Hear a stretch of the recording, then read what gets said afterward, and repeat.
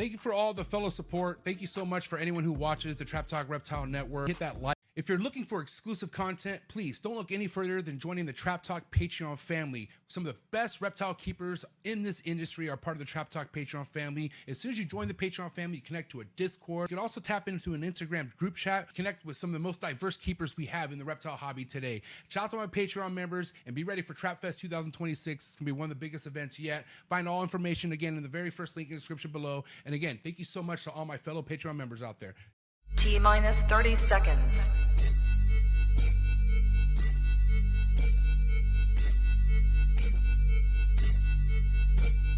T-minus 20 seconds.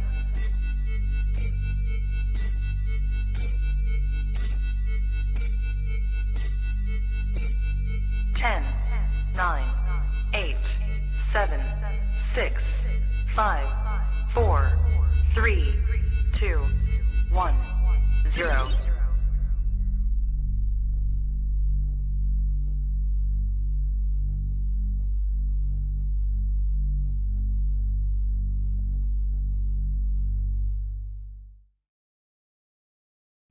Trap Talk Reptile Network, coolest reptile network in the world. Welcome to episode 796. New Breed on the Block recap episode. Justin, Armless Angels, Ball Pythons in the building. Excited for this one. Been wanting Justin back on the show for a while now, man. SERE's around the corner.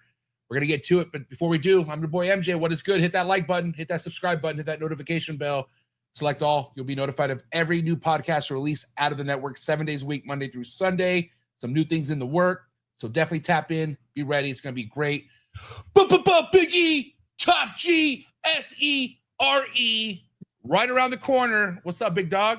What up? What up? Happy Monday. What's up, man? Happy Monday. Good to have you here as always. What's cracking with you, dog? A little tired. Yeah, I feel it. Vending. Went really far to vend this time. So, what was your commute? 640 miles each way. What's the math on that? How many fucking hours? 9 hours. Each time or all together? Each way. Yeah. Damn, dog. Woo. Yeah, okay. Well, I've had great success at that show in the past. Skipped the last one. Had one show scheduled this month, so I said fuck it. And I mean, we did okay. We're not going back though. Oh, okay, that was it. I was gonna say that was it. Yeah. When did it sink into you that you were like, I'm not coming back to this show? Was it at the show or on your way back driving where you like, fuck this, I'm good? No, look, there's always an average, right? I'm blessed where we hit an average at a Repticon. We can't hit an average at a show that's so far away. Yeah. This was always way above average, and this time it was average, so that's just not a show I'll be back to, unless I have to, right? No, I feel you. So SERE's next, not this week, but next week. Next week, this week coming, I have Orlando, and then we'll be at the Southeast. Damn. So you got Orlando this weekend? Yeah, I have Orlando this coming weekend. Yeah. Back-to-back shows. Yep. No, 3 shows back-to-back. Damn, dog. Well, when you do it, you do it. Yeah. Got to do what you got. And plus, a bunch of babies coming, shedding, eggs coming. Online again, pushing online. So yeah, you got to do it. If you ain't doing it, I mean, you're asleep. I should have known you going on a cruise. I'm like, this one's gonna come back hard as fuck, probably. Yeah. It's looking good. It's looking good. All right, so you have the three back to back, and then a break the fourth weekend, or what do you? When's your? Yeah, I have a 2-week break after that, and then we go to San Antonio. Damn, Texas. Mm-hmm. Woo! Have you done Texas before? Yeah, we've done Houston. Yeah, we've just done Houston. Now we're gonna do San Antonio. Yeah. Well, man, I'm so excited to see you in person at the SERE Southeast Reptile Expo. Finally, I got a booth right by you and Carly, which is fucking awesome. We'll be all together, and it feels good that I'll have my stuff next to you guys. I'm not going to be at my booth the whole time. That's a fact. But I can't wait, bro. Listen, I always talk about how you in action is something to see when it comes to fucking vending. What's your overall feelings about you being at a Southeast Reptile Expo? A lot of big talk with this show, and it backs it up. But how do you feel about vending that show? I'm excited to do the show, to support great show promoters like Bob. Yeah. I'm really excited to hang out with all the crew. Yeah. With all the big time hitters that are going to be there. Yeah. It's going to be a lot of fun. And yeah. Bob does this right, and we need to support people that do this at a high level. So, yeah. And when it comes to support from an individual, when I mean all hobby support, Bob Vu has supported this hobby like so fucking insane. So for me, it's nothing to go fly over to Georgia to support Bob. You're down to support Bob. A lot of people are here to support Bob. He's a fucking good guy, man. I can't wait. Southeast Reptile Expo. It's going down, guys. August 1st and 2nd. Be ready. Get your tickets at SoutheastReptileExpo.com. And I want to say thank you so much for the sponsor of tonight's episode, Southeast Reptile Expo. You just heard it. Big E's going to be there. I'll be there. Also, not to mention who I'll be with Marshall Mendez. I'll be with Gary Schiavino, Ryan Young, Bill Stiegel. Dude, this is going to be one fucking loaded show. So cannot wait, guys. Shout out to Bob Vu once again. Shout out to the entire Southeast Reptile Expo team. But yeah, one more time, guys, August 1st and 2nd, get your tickets, fly in, do what you got to do. Do not miss this show. Shout out to the Southeast Reptile Expo. Also, this episode is brought to you by PRAGUE MORPHs, #1 Europe breeders for sure, with the biggest projects that they have going on in the ball python game. They are killing it. They're smashing it. So thank you so much, Devin and Teresa over at PRAGUE MORPHs.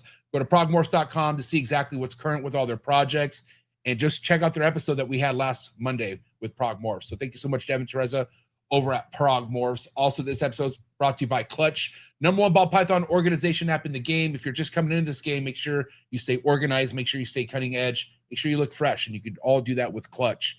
Go to Clutch's website in the description below. You can try Clutch free for 30 days. So thank you so much, Clutch and the entire Clutch team. Also, this episode is brought to you by Mark Bailey over at Mark Bailey Reptiles. Type in Mark Bailey Reptiles on Morph Market. See all the amazing heat that Mark has available when it comes to ball python projects. 40 plus years, full-time reptile keeper, one of the best, hands down. Thank you so much, Mark Bailey over at Mark Bailey Reptiles.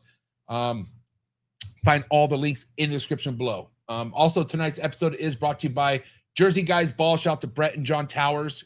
If you definitely want to see what's current and what's relevant in ball python projects in 2026, Jersey Guys Balls, they're your dudes, man. I'm telling you right now, they got their projects are smacking. And yeah, we had Brett on the show about a month ago, and definitely tap in. I'm telling you right now, amazing projects, amazing quality over at Jersey Guys Balls. Last but not least, shout out to Morph Market, Morph Market Shipping, #1 platform when it comes to you purchasing any kind of reptiles on the internet. Also, you could ship directly through Morph Market's website with Morph Market Shipping. You could buy supplies when it comes to shipping and other amazing needs for your reptiles. So thank you so much, Morph Market, Morph Market Shipping. And I lied, they're not last. The last is Zoomed, #1 reptile brand in the reptile industry. Just shy of 50 years now. Make sure you get your next reptile product at zoomed.com. Find all the links with the latest Zoomed products in the description below. So thank you so much again, Zoomed and the entire Zoomed team. And yeah, Big E, I've been wanting this episode for a while with Justin. I've known Justin for at least 5 years now. Quiet dude, but his projects aren't quiet. I'll tell you that much. Like this, he lets his projects do all the talking for him, which you can't help but to admire someone who works like that. And we have a lot to discuss, dude, because this dude's projects are next level, dude. So I'm ready. You ready? Oh yeah. All right. I'm really excited, guys, as you guys should be as well. But do what you got to do to get your mind right, and do what you got to do to stay hydrated for episode 796, new Breed on the Block recap episode. Justin, Armless Angel, Paul Python's coming at you right now. Let's go. Gee.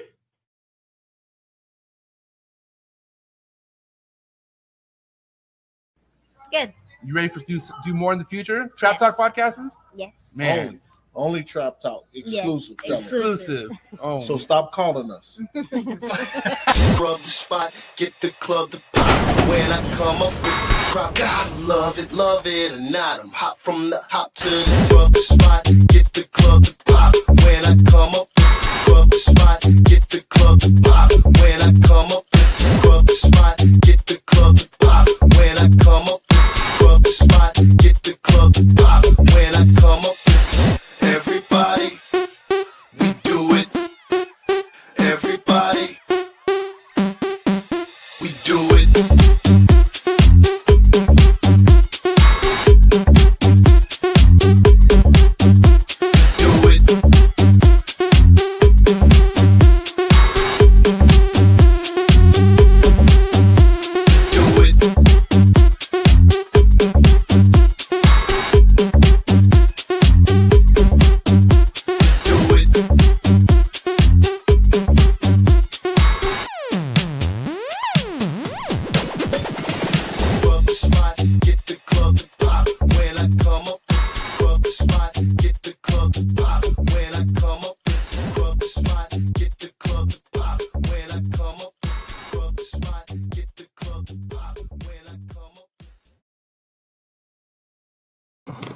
And we're live. Welcome back, Justin. Armless Angels in the building. How you doing, bro? What's going on? What's going on, fellas? Glad to have you back, my man. How you living? Oh, pretty good, man. Yeah, it's been a minute. It's been what, 3 years now? It's been that long? Yeah. I was actually looking at the email because you emailed me your stuff, and yeah, the last time we emailed each other was 2023. Yeah, so 3 years. Yeah, it's about 3 years. Yeah, it went by fast, man. Yeah. And holy shit, man, you are staying consistent with the projects, bro. You're killing it, man. I got to tell you, the last time I saw you, I believe was SERE. Not this last February, but the February before. Yeah, I think so. And I, saw a lot of your animals in person. And I remember I walked by your table more than once, and I stopped more than once because I was like, damn, dude, I was like, this guy has probably some of the nicest stuff that was at the show. I'm not gonna lie. You had some bangers, bro, but I'm happy to see it. How you living? What's new? How you staying so consistent? Let's get to it. I mean, I pretty much just keep my head down, man. Stick to my projects. Just, I'm the hypo DG clown lover, so I just stick to it regardless of what happens. I try not to get off focus, man. Let me say this. I would say outside of the big two guys, I think you've had some of the best hits on some of these projects the last 3 years. Yeah. Hey, I appreciate that, bro. I mean, I'm trying my best. Yeah. And on top of that, you got heavy hitters buying from you, because I saw that happen at SERE. I saw some big dogs purchasing some stuff from your table. And I feel like if you want to know how you're doing it right in the ball python game, it's when the people you buy snakes from are then now buying snakes from you. You know what I mean? Oh yeah. Oh yeah. That's a wonderful feeling too, man. Yeah, it goes full circle, right? Yep. Yeah. And one of the things I want to get to it tonight is, like, I feel like one of the things you're really good at, Justin, is you had the right ingredients going into triple recessives, double recessives from the get-go. I feel like hitting a triple or double recessives with no incomplete dominance wasn't a mistake you made. I felt like you always paid attention to incomplete dominance. Does that sound about right? Yeah, that's right. I pretty much wanted to go for the hypo DG Pompeii from the very beginning, as soon as I started investing into the hypo DG clown project. Right. So pretty much, matter of fact, I don't think I've produced just a hypo DG clown because of the way my base was set up. Right. But yeah, that was very intentional. I still haven't hit that target animal yet, but I've been firing away at it now for probably 3, maybe even 5 years.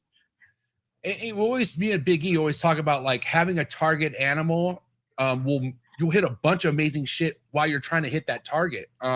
If you're playing your cards right. And that's exactly what's happening with you, Justin. Like, obviously you have a main goal, but on your way of hitting this main goal, you look what you're making.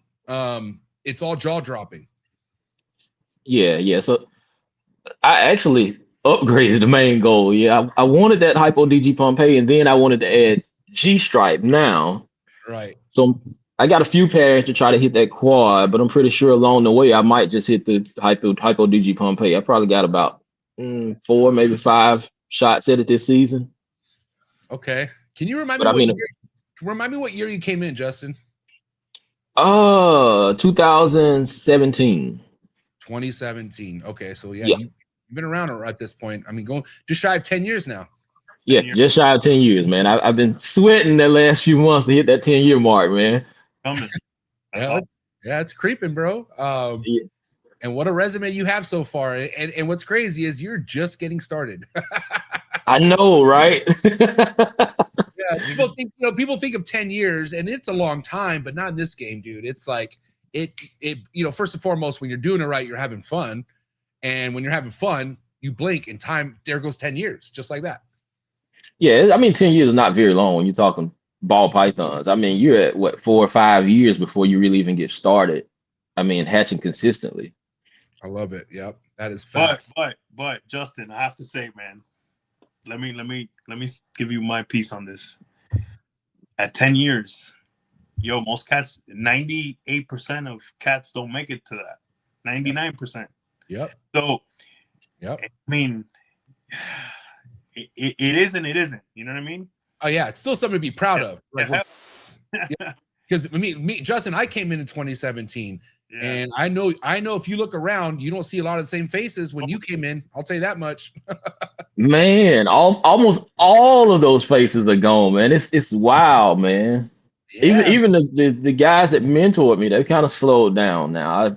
I mean, we went from talking every day to we maybe talk every 3 or 4 months now. Yeah. So it's a lot different than what it was when I came in. That's the bad part. Yeah, I mean, but then again, it's life, dude. I mean, it's kind of it just kind of shows you the direction this could take some people in life. You know, Levant's always said this, and I always respected it, but the elevator doesn't stop until you want it to stop. You know what I mean? The elevator could just keep going up and up and up and up, and you could get off whenever you like. But then again, man, there's some people who have no goals of getting off anytime soon. And that's just how it works, bro. Like, clearly you are motivated. Clearly, Justin, you see some things other people who checked out really didn't, because I feel like if they did see the things that you saw, they probably would have packed it up. You know what I mean? But again, to each their own. Everyone has, I feel like, life-to-life situations are all over the place. It's very circumstantial. I'm just happy you're still here. And, you know, again, seeing your stuff in person, I kind of had that feeling you were going to be around here for a lot longer. So, but yeah, man, you know, passion's everything. And I feel like that's important to you. You got to love what you do, bro, because there's going to be times we are sweating. There's going to be times where you're kind of like, you know, your feet are put to the fire in some cases. But if you love this, you ain't going to stop. Yeah, I mean, if you love it, I mean, it's easy. I mean, just like you say, most businesses don't make it for 10 years, but it's like, it seemed like it was so easy to me because I basically just love what I do. I talk about it being a lot of work sometimes, but I actually enjoy the work. So it's never really hard. So the time just breezes by. I mean, in the up markets, down markets, I mean, it still seems easy. Yeah. Then, I mean, I do my best not to overwhelm myself as well. Yeah. That could be, go ahead, Biggie. Speaking of that, it's the first time I've been on with you. So I don't even know how big your collection is, to be honest. Yeah, let's get to it. I range right between 150 to 200 snakes. I pretty much keep it there. Yeah. And is that including babies too? Yeah, that's including babies. Yeah. Yeah. So I was shooting for right at like 20 clutches per year, but I just bumped it up. So I'm probably going to go for maybe 30 to 40 this season. Okay. Awesome. Yeah. So especially with doing Southeast every 6 months now, I need to produce enough to have animals for every show. Mm-hmm. And I mean, I don't want to just have, just any animals. I want banger displays. Mm-hmm. No, I hear you. Other than SERE, what other shows are you vending? That's it. Yeah, Okay. exclusively SERE. That's it. That's the first show I vended alone, and that's probably the only show I've vended. And it's really because it's only 2 hours away. Yeah, I mean, it's right in the backyard, man. I mean, Bob was right on time with that one. Yeah. I'm the same thing with Reptile Super Show. I used to vend Reptile Super Show twice a year. Actually, no more. I did Anaheim too.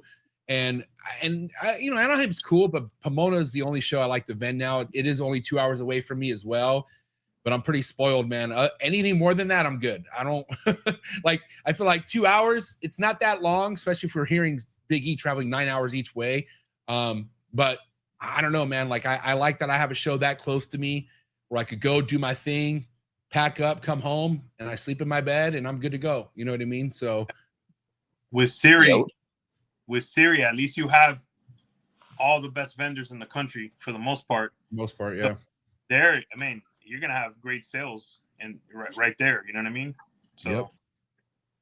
Oh yeah, man. SERE, it's been extremely nice ever since the very first show. Yeah. I mean, it's the closest comparison I could say to Tinley. Mm-hmm. Which, I mean, I haven't been to any of the shows out on the West Coast. I would like to go to some. I mean, which one would you say was the best one on the West Coast, MJ? Super Show for sure. But again, Super Show is not a Tinley vibe. It's not an SERE vibe. Those are like, you got the best of the best going to Tinley's and SERE. And if you really want my take, Justin, I like SERE more than Tinley. I really do now. I do. Mainly because, I don't know. There's nothing wrong with where Tinley's thrown at. It's great. It's just kind of nostalgic at this point. It's pretty old.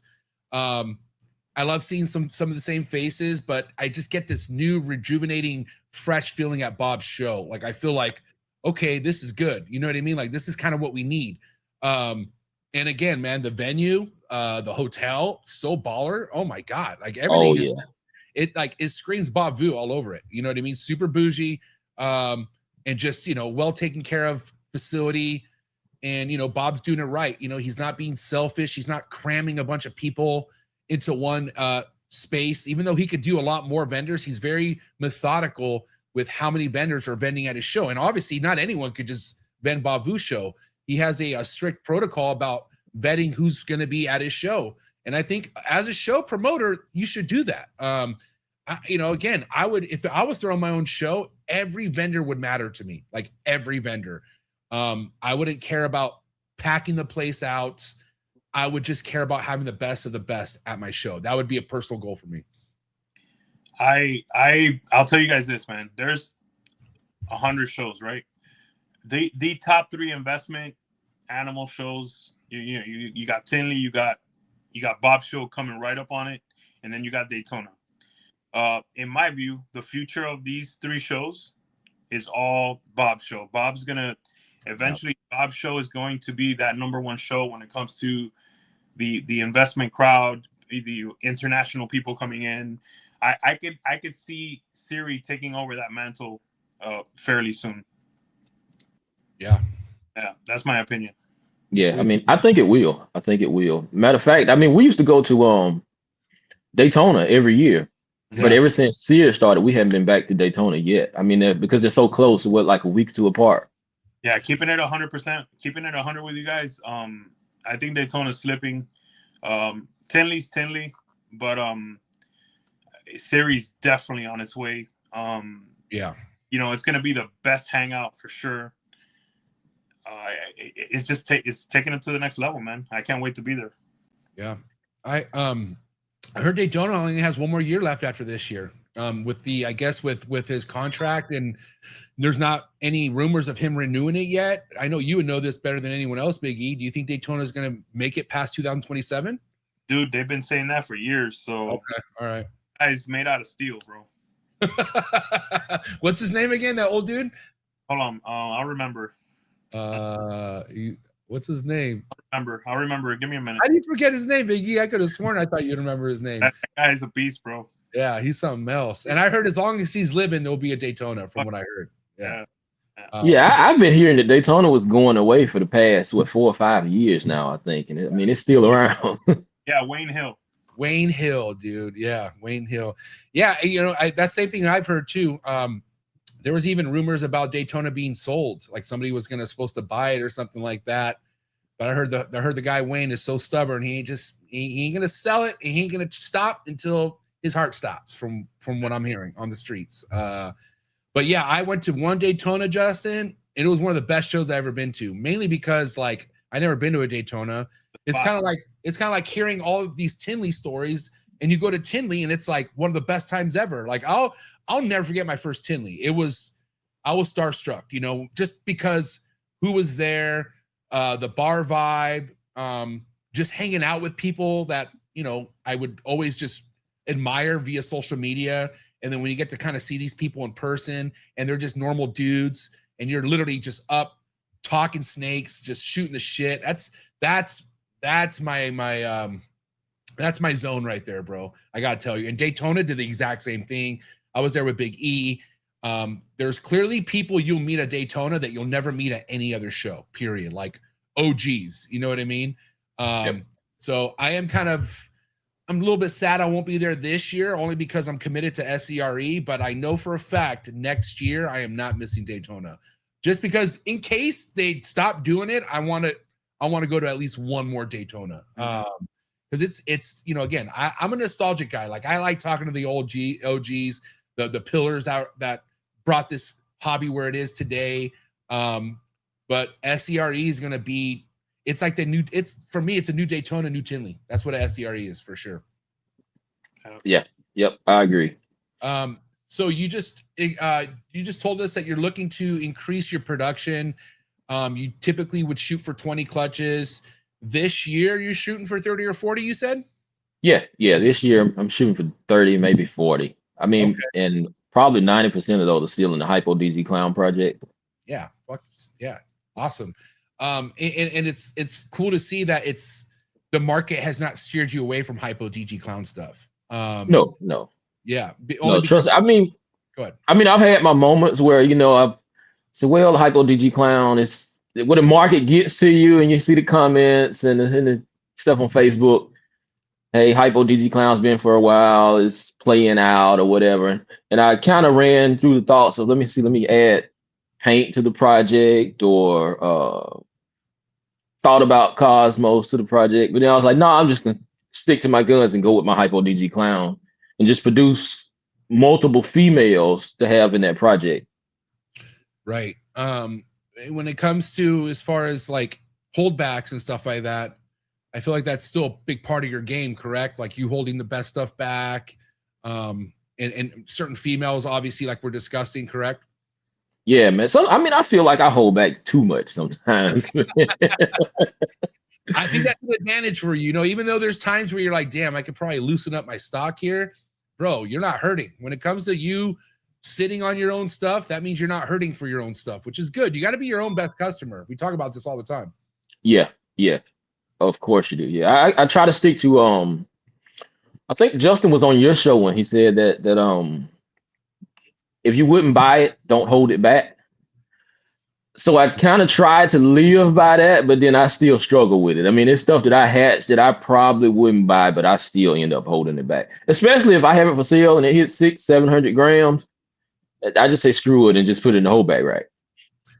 That's probably the best advice anyone could go off of, because when it comes to me pairing, I'm only looking for pairs of stuff that I would buy. Like that's basically all I want to make, are stuff that I don't want to sell. And obviously there's going to be byproduct. I get it. And obviously I can't hold it all back, but if I only hit one triple or one double recessive with incomplete dominance I really want, well, guess what? That's mine. And that's why I breed. I breed so I could keep holding stuff back. And I don't have nowhere near the clutches that you two are doing. So, obviously it's a numbers game first and foremost. If you want to make some of the best stuff, you got to put numbers on the board. And I'm assuming that's another reason why you feel like you need to increase your clutches, because you're increasing your chances of hitting stuff that you're shooting for.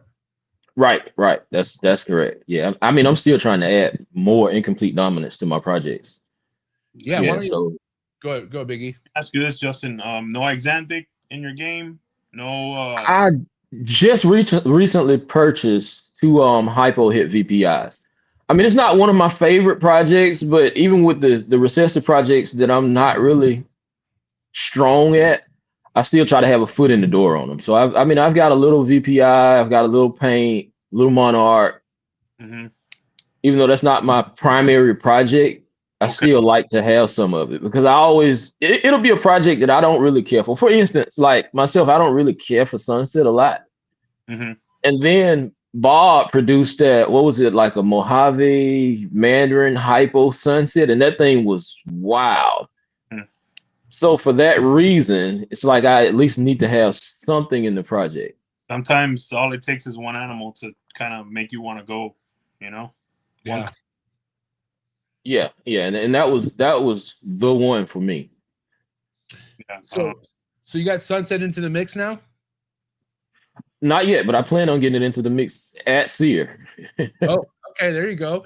I mean, best place to not only is Sears the best place to sell snakes, it's also a good place to buy snakes. Again, because I feel like a lot of the business that goes down at Sear are people who are getting money for their snakes, and they go spend that money with another vendor that they see at the show, like yourself or Amelia or someone. It's like, damn, I need to get some of that. And that's how this hobby's feeding each other. They spend money with each other, and that's the way it works. Right. That's correct. Yeah. Can you let's kind of talk about, because here's one of the things I struggle with is adding new projects, because I feel like, oh man, like, do I need another rack? Do I need to create more space? And I'm curious with you, Justin, when it comes to you adding Sunset, how are you going to add Sunset as far as like, are you shooting for a 1.2? Are you just shooting for one powerful Sunset and breeding it with your other animals? I'm I'm curious what your tips or your advice is when it comes to you stepping into another project when you're already well rooted with other projects. Well, as far as sunset, I'll probably go with like a 0.3 actually, Okay. because my male power was already so strong in the Hypo DG Clown project. I could Got use some of the males that I already have to work my way into the sunset. Mm-hmm. And of course, you know, that strategy has totally changed now that we have shed testing. Because Yeah. I mean, prior to that road would be a very long road. Yeah. And you're guessing. Yeah, it would be a guessing game. I mean, and the space you would need to hold back all of those posets would be ridiculous. I mean, prior to shed testing. Yeah, no, it's very true. So obviously the dynamics changed a lot with shed testing, which, you know, you got some people that aren't really big fans of shed testing, but it doesn't matter if you're a fan. It's here. It's technology. And in ball pythons, you would be shooting yourself in the foot by not using it, because who has time to raise up and just guess on posets? When majority of the hobby is not guessing at all. They know exactly what they're testing for, and they're not keeping anything that's not coming back, either het or whatever they're shooting for. And I mean, it saves you time and it saves you space. Yeah, I mean, that's absolutely correct. I mean, it's technology. Technology constantly moves forward. I mean, I don't understand people who refuse to move forward with it. I mean, because technology doesn't care to just leave you behind anyway. Yeah. Yeah. So I mean, you can choose not to use it if you want to. I mean, it doesn't really matter. Yeah. But I mean, my advice would be, I mean, if it's available, make the best of it. They'll eventually get there, but they lost a lot of time, you know, waiting. I'll tell you that, because eventually that happens with all industries. They'll fight it. Next thing you know, they're like, oh, and then they have this new thing, and they're like, God damn, that was stupid of me to wait. Yeah. Yep. That was And I mean, you know how the ball python industry is. I mean, once you fall 3-4 years behind, man, it's hell trying to catch up. Yeah. I mean, it's great, especially now because it's moving faster now than ever. Mm-hmm.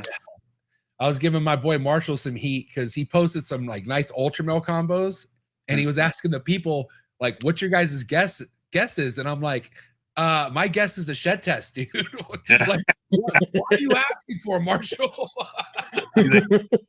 I think it's been that long since he's actually bred ball pythons where he forgot, like, oh shit, I better shed test. Because me and Mila, we have people on the show sometimes that, and you could tell they don't shed test because we'll look at their animals and they'll say, yeah, it might have this, it might have that. And I'm like, well, what's the mite about? I'm so confused. Like, find out, like, you know, because now people are going to look at you like, why aren't you shed testing? Like, you know? Exactly. You ain't selling shit that's stacked without a shed test. Yeah, I'll tell you that much. Anything worth any money, it better be shed tested. Yeah, I just sent Charlie like 30, maybe 40 sheds yesterday. I mean, I think he just received them today, matter of fact. Yeah, shout out to Charlie, man. I heard he already has his plate full over there with Phenom. As I expected, I already knew a lot of people were going to jump on board. But yeah, shout out to Phenom. I'm excited. You know, also when it comes to shed testing, Justin, do you feel like you're pairing up, like when it comes to pairing, is a lot of the stuff kind of shooting for the moon because you're able to shed test, or do you like to shoot for pairings that also kind of limit your shed testing needs? Like, are you kind of doing both, or like how's it working out with your pairings? It's actually both. It's actually both. Yeah, because I mean, some of my pairings were already structured, so I would know exactly what they are because I bought some of the animals prior to shed testing being a thing. Right. But then later on, some of my pairings now are based on the ability to shed test. Yeah, no, that's the truth right there. Go ahead, Emilio. All right. I wanted to get into the Granite Wars. Okay. Yeah. Here we go. No, because I vended with one of the Gene's originators, and I got some good information, and okay. I have to tell you, one of the reasons I wanted to have you on was to talk about Malice. I love Malice. I love the super. It's super impressive. I was gonna ask you, you know, after we talk about this, you know, where you're going with it and whatnot. Okay. But I was talking to the originator of the Mega Project, and there's a lot of people that were saying that some of these genes are the same and whatnot, right? Well, Mega, you could take off the plate as being the same because it's a dominant trait that doesn't have a super, and it has a high and low expression. So much like, let's say, a Calico, right? This was from the originator's mouth that has the most experience. So take that one out of the way. That one is not on where Malice is and where maybe Bambino is. MJ, do we know if Bambino has a super? I do not know that. Justin, if you're listening, let me know. Yeah. You know, Justin Ozark usually in the chat. So far, the best animal I've seen out of the Granite genes is the one that has a super. To me, the Super Malice, to me, that's an animal that I want to have in the future. So props to you guys on the whole Malice project.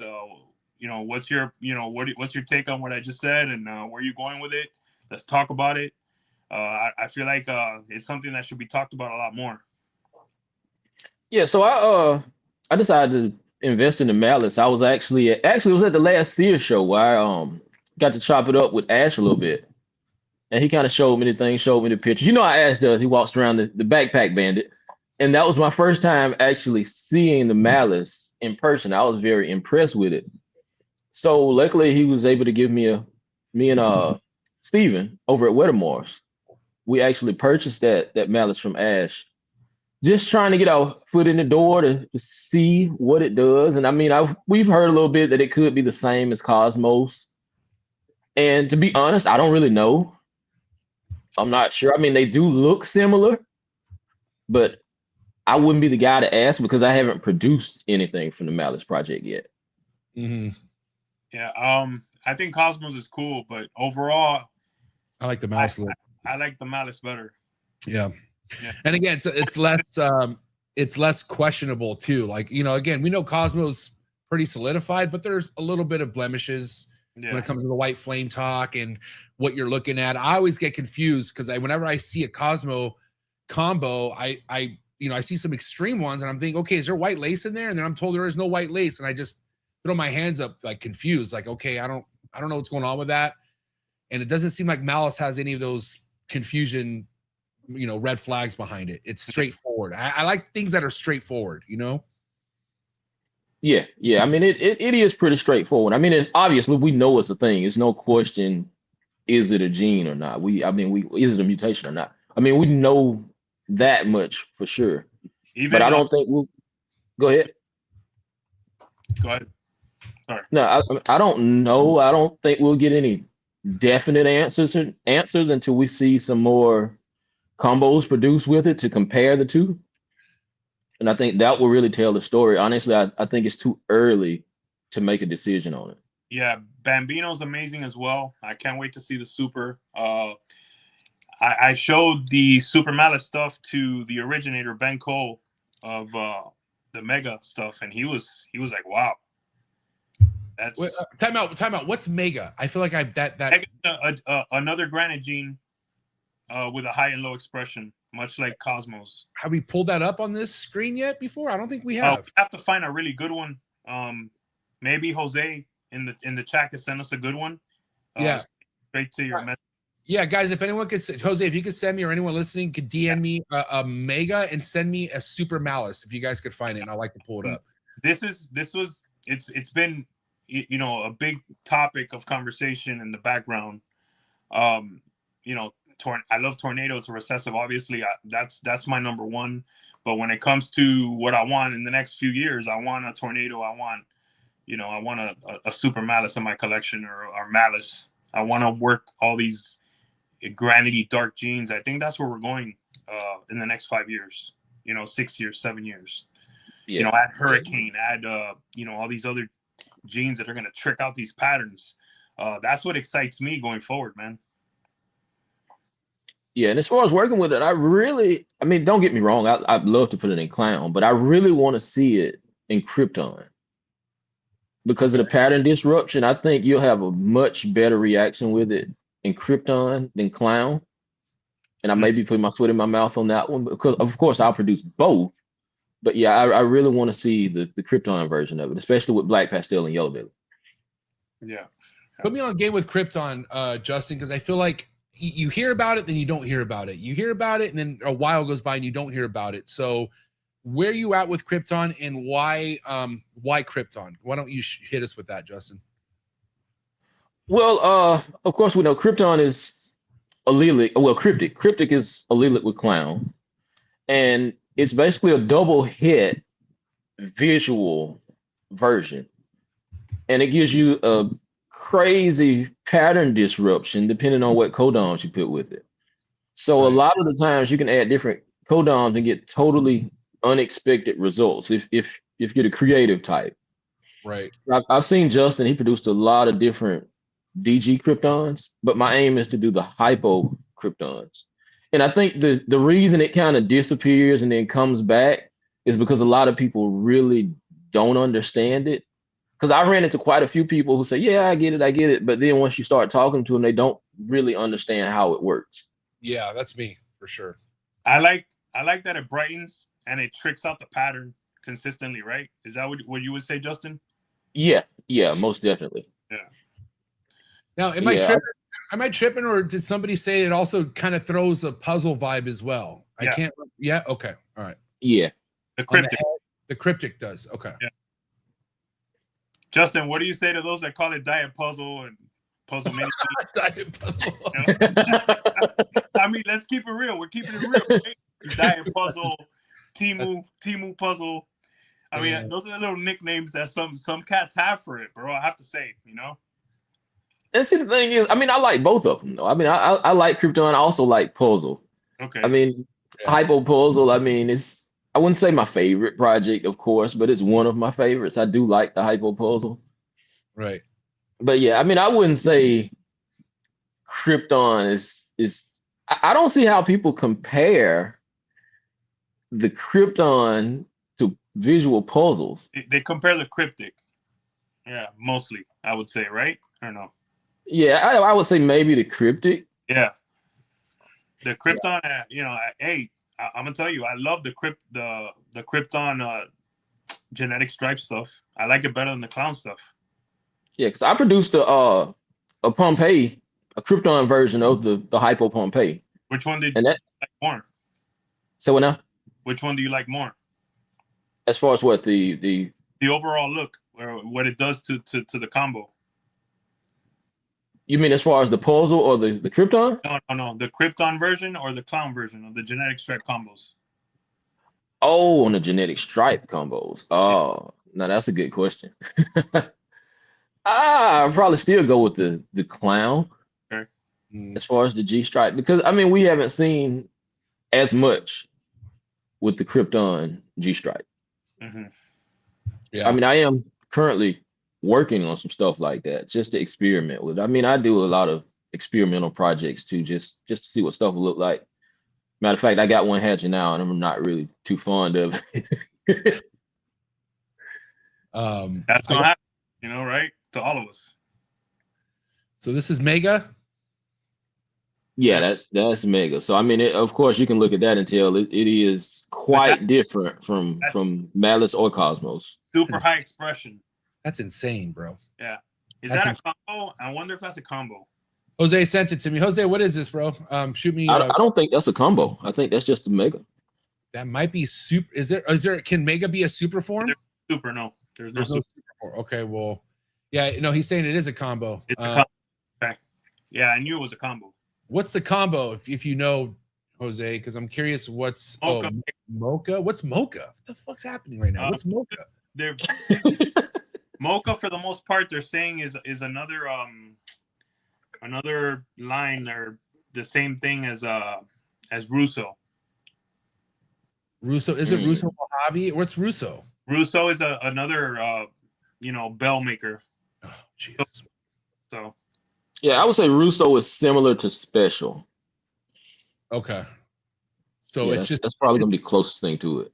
An enhancer gene, I guess, correct? Like something that just puts a little bit of dash or spin on things. Because I mean, if Mocha is making this Mega look like this, and they don't normally look like this, correct? Because he sent me. Let me pull up the other Mega that he pulled up that he sent me, because it's not that extreme. I mean, it's cool, but like for instance, check out this I believe this is a single form of Mega right here. I guess that's a single form of Mega. Yeah, what the originator was telling me is that you'll have low expression and high expression. Both animals will create high expression animals. Obviously, we want to breed high expression to high expression. That gives us the best odds of hitting a great animals. But yeah, if you have a low, you have access to hitting, you know, the high expression animals as well. Okay. And you have Mega stuff on top of Malice, Justin, or just Malice? No, I just have Malice. Yeah, I don't have any Mega. Okay. Yeah. Where are you going with the? Oh, do you have a male? Yeah, it's a male. It's a male. So I'm gonna do some experimenting with that. I'm tried in puzzle, of course, Hypo DG Clown. Yeah. I'm considering trying it in Monarch. Yeah, that's great. You got Ultramel in the mix too, Justin, or just Monarch? No Ultramel. Yeah, I don't have any Ultramel at all. Was there a reason why you went Monarch over Ultramel, or you just no preference really? Well, I just like the darks of the Monarch more. And don't get me wrong, I like Ultramel too. I just didn't see a reason to have both. Yeah, no, Yeah. I agree. They're two different completely playing fields when it comes to Monarch versus Ultramel. I'm always going to go Team Dark. Like, I like darker stuff, and don't get me wrong, brighter stuff is needed, but I shoot for dark, really insane looking stuff. And we have not seen remotely near the amount of Monarch stuff that Ultramel stuff is out right now. And I think in the next few years, once this Monarch stuff gets pumped out, ooh, buddy, I'm telling you, man. Again, Yeah. Ultramel is great, but Monarch in my head is the move. I feel like Monarch is, especially if you like dark stuff, if you're listening and you like dark stuff, get your hands on some Monarch, 100%. Oh yeah, definitely. I think Justin just hatched the spot nose yellow belly Monarch clown. Man, that thing is nuts, man. Jamming, bro. Oh my gosh. The combos are completely different. I don't think we should.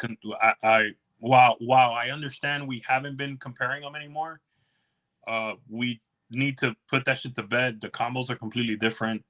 The look of the dark, the dark animals, for instance, in Monarch is completely different. So I mean, I agree. I don't. If you're gonna want to work one, don't work the other. I mean, I work Ultra. But I can't wait to see some of the Monarch combos that are coming, like with Sunset, for instance. I can't wait to see that, you know? Yeah, but with Sunset though, right? Brighter stuff's on your side, I feel like, with Sunset versus darker stuff. Have you heard about that, Justin? About brighter stuff seems to be favorite more in Sunset than the darker stuff?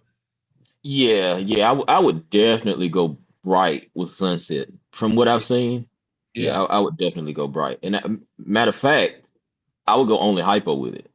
It'll be all bright combos with hypo. You ain't wrong. Yeah, because hypo is one of those genes. I mean, it looks good in anything. I've never seen a hypo combo that I didn't like. Yeah, I don't think there's anything on the market that doesn't work well. I mean, of course, when you get into the albino genes, but I mean that's a given. But I mean, anything else, hypo works well with it, extremely well. And you know what goes bread and butter with hypo? Mandarin. So imagine Super Mandarin hypo Sunsets. Oh, God. Oh yeah. My See, I think that would be wow, man. That's gonna be. What's your take on Mandarin? You got any, as Bob calls it, Mandy stuff? You got any Mandy stuff in the mix? I'm looking at grabbing some Mandarin. Yep. And I think to go with Mandarin, I think it's got to be visual hypo though, because I will say I'm not really impressed by the single gene Mandarin. So it's like. No, yeah. I need it to be visual hypo to keep me excited. Yeah, without hypo. It's kind of like just keeping gravels with nothing else. It's like, okay, yeah, right. You got to do something pretty quickly. Otherwise, you got a bunch of normals in your collection. Yeah, that's a good example. Yeah. Let me throw you guys a bone real quick. Everyone listening, MJ's getting into the Mandy game. I got Mandarin hypo stuff coming to me. Guess from where, Biggie? You're gonna trip out. Guess where? Guess where I'm getting Super Mandarin hypo stuff? Where? UK. Okay. Yeah. Crazy, right? Oh yeah. Cool. That's all I'm gonna say. I'm gonna leave it at that. But I gotta tell you right now, man. Historically haven't been the biggest fan of Sunset, but I've seen some amazing Sunset combos.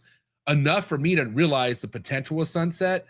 But if I ever were to get into the Sunset game, best believe Super Mandarin Hypo is going into that Sunset. That's the only way I'll work Sunset, is by having Super Mandarin Hypo into Sunsets. Personally, that's just because I have a true believer that's going to be an insane looking snake. Yeah, I mean, I agree. Yeah, I agree. I think we're gonna have to be very picky with Sunset.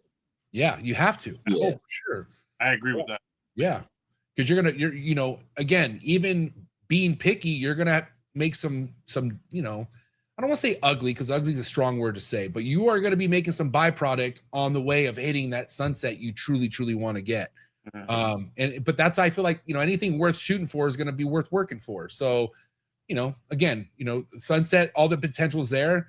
It's just a project you got to roll your sleeves up and do the work for sure. Like, it's not going to be a 1-2 year thing where, okay, cool, I made the hottest Sunset in the game. No, you didn't. It's going to take a while.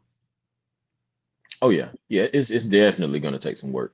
And I mean, it's not terrible, because we had a lot of breeders who've already produced a lot of combos. It's kind of guide us in which direction we want to go and don't want to go in. Yeah, 100%. What's your take? What do you think Exantic Sunset's going to look like, Justin? If you were to guess, what would just be, if just thinking about an Exantic Sunset, you think it's going to be a hit or miss?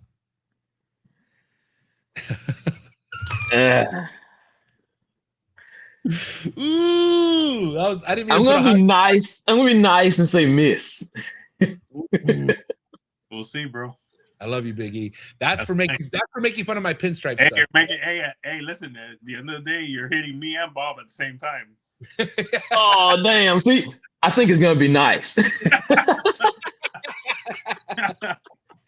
I mean, it's all good, bro. Hey, eventually, hey, if it's not that nice, you put hypo in that bitch. That's what I'm saying. No. True Ghost Sunsets. Come on. That's hypo in that bitch, and then ain't gonna be that bad. But no, honestly, I don't. In my opinion, I don't think the Exantic Sunset is gonna be too nice. But like I said, with hypo, that True Ghost will probably do the trick. Yeah. Or something else. Again, I feel like hypo and Sunset are like best friends. I feel like the same way hypo DG are complement each other so well. Same thing with Sunset and hypo. Because shout out to Brock Wagner. Brock Wagner was the first person I saw Sunset hypo with Big E in person. Was that Daytona? Where was that at, Big E? Yeah. And back then I was a big time Sunset shit talker. Like, I used to fucking demolish Sunset because all I would see were brown fucking snakes. That's all I saw. And then once I saw hypo in it, that purple head, I was like, okay, so this is what's missing. Like, you need hypo and Sunset. Hey, Justin, I have a question for you, bro. Go ahead. When I bring up Cypress and Lace, what excites you more? I'm gonna bring up a snake. Cypress. Yeah, I'm definitely Cypress. Yes, sir. Hey, I mean, over white lace though? Even over white lace? I say I'm still going with Cypress. I'm going. I mean, Cypress has been one of my favorite mutations for a long time, man. Yes, don't miss Cypress is like Tony Gwynn at the plate, bro. It's getting on board. I'm getting on the plate no matter what. Like, and I'm assuming I don't really, I think you kept the people starving on this post because I can't see what the genetics are in this. But tell me there's Cypress in here. I'm assuming. Yeah, okay. Yeah, that's Cypress. Yeah. Cypress you want to fuck with, okay? Because look at this shit. That's one of my favorite animals you've ever made, Justin. Yeah, that animal is Cypress, spot nose, fire, yellow belly, redhead, clown. God dang, bro. God dang. And redhead too. We could get into redhead. Redhead, we ain't seen shit with redhead yet, but this right here is a good example of what's to come. Redhead and Cypress belong together. That's a fact. Hey, Justin, that looks radioactive. Oh yeah. So you're also getting that ALS interaction there too with the Cypress and spot nose working together. Yeah. What's ALS? Or put me on game with ALS. What's ALS stand for? Act like super, allele. Oh, got it. Act like super. I like that. Damn, I'm learning some things today. ALS, act like super. Yeah, that animal's incredible, bro. And this was from 2025, correct? Yeah, I actually still have that animal. Yeah, I would hope so. Male or female? That's a female. Oof. Yep. Damn, eating like a monster. Oh yeah. I mean, I don't even know what my plan is to pair to that animal yet. I ask you that, bro, because that's a Oh. raw. Yeah, it's And- almost. and I'll- Go ahead, Justin. I'll be honest, I actually had that animal up for sale. I had that animal up for sale for $4,500 last year. And I got an offer on it for $2,500 and I just took it down off the market. Oh yeah, I wouldn't sell it. Yeah, I said, yeah, no way. Wait. You said you'll take 2,500? I'm just kidding. No, I don't blame you, bro. I mean, I feel like 4,500, I wouldn't take anything less. Because what's the point of even taking that when you know what you could do breeding wise with this thing? I mean, you might have to sit down and brainstorm some things, but man, you are going to produce bangers with that snake. So Justin, repeat the genetics again on that one. Cypress, spot nose, fire, yellow belly, redhead clown. Well, I mean, automatically off the rip, I gotta tell you, I'd love to see a DG and hypo, Yeah. but Yeah. DG, sure. That was actually the goal. Hit DG and hit hypo was in the mix. I missed Okay. both of them. Okay. I love DG and the Cypress stuff, to be honest with you. You know, and I'm not the biggest DG lover, bro. Straight up, my DG stuff is mainly DG Exantic clown stuff. DG and that would be ridiculous. Oh yeah. Yes, Yeah. I think hypo works better with Cypress though over DG. Oh yeah. Hypo or Yeah. DG Okay. or both. Yeah. Shit. I know you're a hypo guy, so Yeah, because hypo has a really strong reaction with Cypress. I know I don't gotta ask you that hot seat later. Can you make super redhead stuff? Oh, we don't know yet. I don't think anybody's ever produced one. I don't know if it would have a visual version or not. Yeah, I'm curious if there is because I've seen some like smoking redhead combos. I remember my first time seeing redhead was Chad Holker stuff in person, and I was like, dude, this redhead stuff, it's pretty extreme. Like it's very impactful. And again, I don't know if I would want to do much more to this pattern right here because this thing is perfect. Like and again, we won't know until we see it, but like head to toe, I love this snake. Like I don't. Again, the only thing I would add to it if I had a magic wand is DG and hypo or hypo, whichever one. That's the only one I would want to see what this snake will look like with either hypo or DG. Or off the rip, a long term, not long term, but I'll do a Monarch project with that, bro. Or Monarch, that would be insane. Yeah, that would be nice. Yeah. Yeah. Or and I know a lot of people have steered away from Inchy, but I would actually try like Black Pastel, GHI, and Inchy. Yeah, I mean, now we're just talking about stuff we don't know what it's going to look like by adding that stuff into the mix. That's why we do. I love Black Pastel. Yeah. Yeah, because I think a lot of people steered away from Inchy because it reduced the pattern so much. But I've produced some combos, and once you add GHI in there with Inchy, that kind of changes that and brings some of that pattern back. Mm-hmm. Yeah. Yeah, beautiful snake, Justin. And let's see, how many clutches did you do last year? Oh, last year I think I did 17, if I'm not mistaken. Okay. 17 clutches. And from where you live, you're in the South, correct? Right. Yeah. And do you have a season or do you breed all year round? Well, I'm breeding year round now. Okay. The fellas finally convinced me to get an ultrasound. You know, I was one of the ones that was against ultrasounds for years on end. And now that they convinced me to get this ultrasound, I just decided to go year round now. So Okay. you started to use it this year, Justin? Yeah, earlier this year. Yeah, earlier this year I started to use it. So, just break down the differences and what you like about it, what you don't like about it so far. Yeah. Well, the thing with the ultrasound is I can see the follicle development, the smaller follicles, a lot better than what I was doing before because I was palpating, and palpating you can't really feel the smaller follicles to know when you can start breeding that female. Yeah. So what was happening is I had females that I had for years that would never produce, and what was happening is I was missing the window because I was doing that seasonal breeding. And of course, once you get so many animals, you have some that'll build follicles all season. Mm. And when you're seasonal breeding, you'll continue to miss that. Yeah, or at least earlier.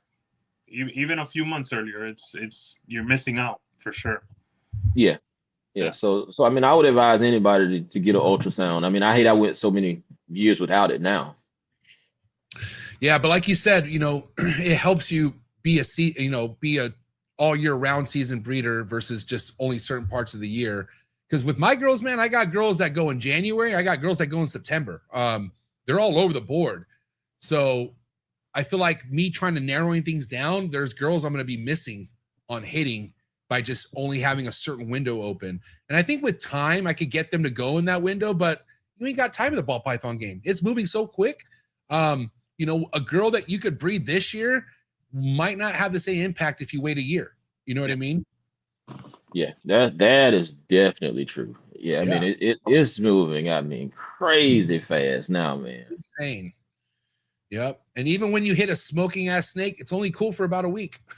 It's like That's the wild part, man. and then another Justin vlog comes out, and you're like, oh fuck, everyone forgot about me. Let's be fair, bro. Let's be fair. It's good for a week, and then everyone wants to see that 300-gram pick, and then that 800-gram pick, that 1500-gram pick. Let's not say it's not important anymore. Come on. No, I'm just saying though, like it's kind of like, but nothing has the same impact when you first show it. You know what I mean? Like there's that first appearance where everyone is like, it trends for a little bit, and of course, like your people always want updates, but to the masses, they're always on to the bigger, better thing after that. It's just it's constantly moving, like Justin said. Ain't no chilling in the ball python game. It goes. Yeah, but also, that's why you got to be on top of your stuff. And, and I feel like you and Justin, Amelia are good about that. You guys, you don't sit on your, you don't make something cool and just sit on the bench. Like it's always going. Rookies, don't be showing the animal all skinny without meals and stuff. Okay. Get some meals in it. It's going to get some color into it. Show it at its best right after a shed, please. Yeah. Don't show a maintenance fed snake, please. Yes. I mean, I don't know what happened to speed up the game like that, man. Because do y'all remember when the Pompeii, when Justin first showed the Pompeii was hot for like 2 years straight, and it's like you don't get that anymore now. Man. It was, thanks, bro. There's way too. It was Pompeii. It was Magma, right? Didn't he make that one as well? Yeah, the Magma project. Yeah, he made a whole calendar off of it. Remember, like the calendar was just like. Everyone wanted that calendar because of the pictures that it had in it. And yeah, you're right. Pompeii was hot for at least a hot 2 years, bro. Yeah. Pompeii was hot for a while. I mean, now you produce a combo, and like you said, like 2 weeks later, it's like, oh, what's next? It's crazy, man. You know what it is? There's a lot of cats hitting badass animals now, bro. Competition stick, bro. Real. Yeah. There's a lot of good snakes being hit. Because what, Pompeii came out in 2020 or 2021? Right? No, I think it was 2018 when the original Pompeii was produced.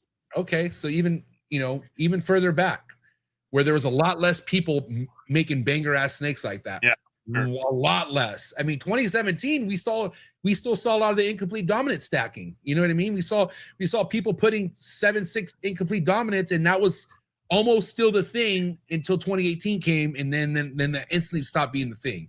Like it wasn't about having as many morphs into one snake. That kind of died in 2017, I feel like.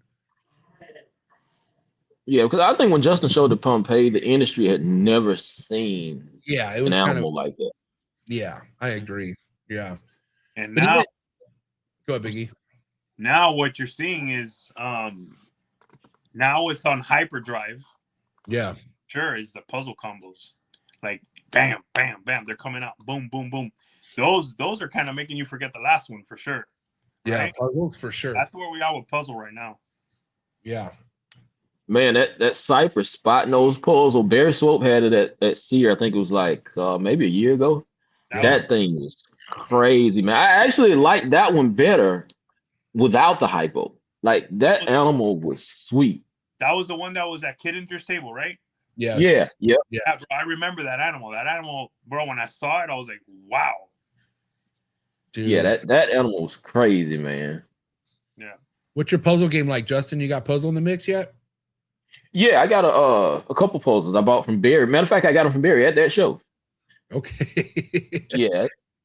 Yeah. which I really didn't have a specific game plan for it. I just wanted to have my foot in the door. So, well, I'll figure it out maybe a year from now. Do you compare Puzzle to Clown at all, or do you feel like not even in the same league?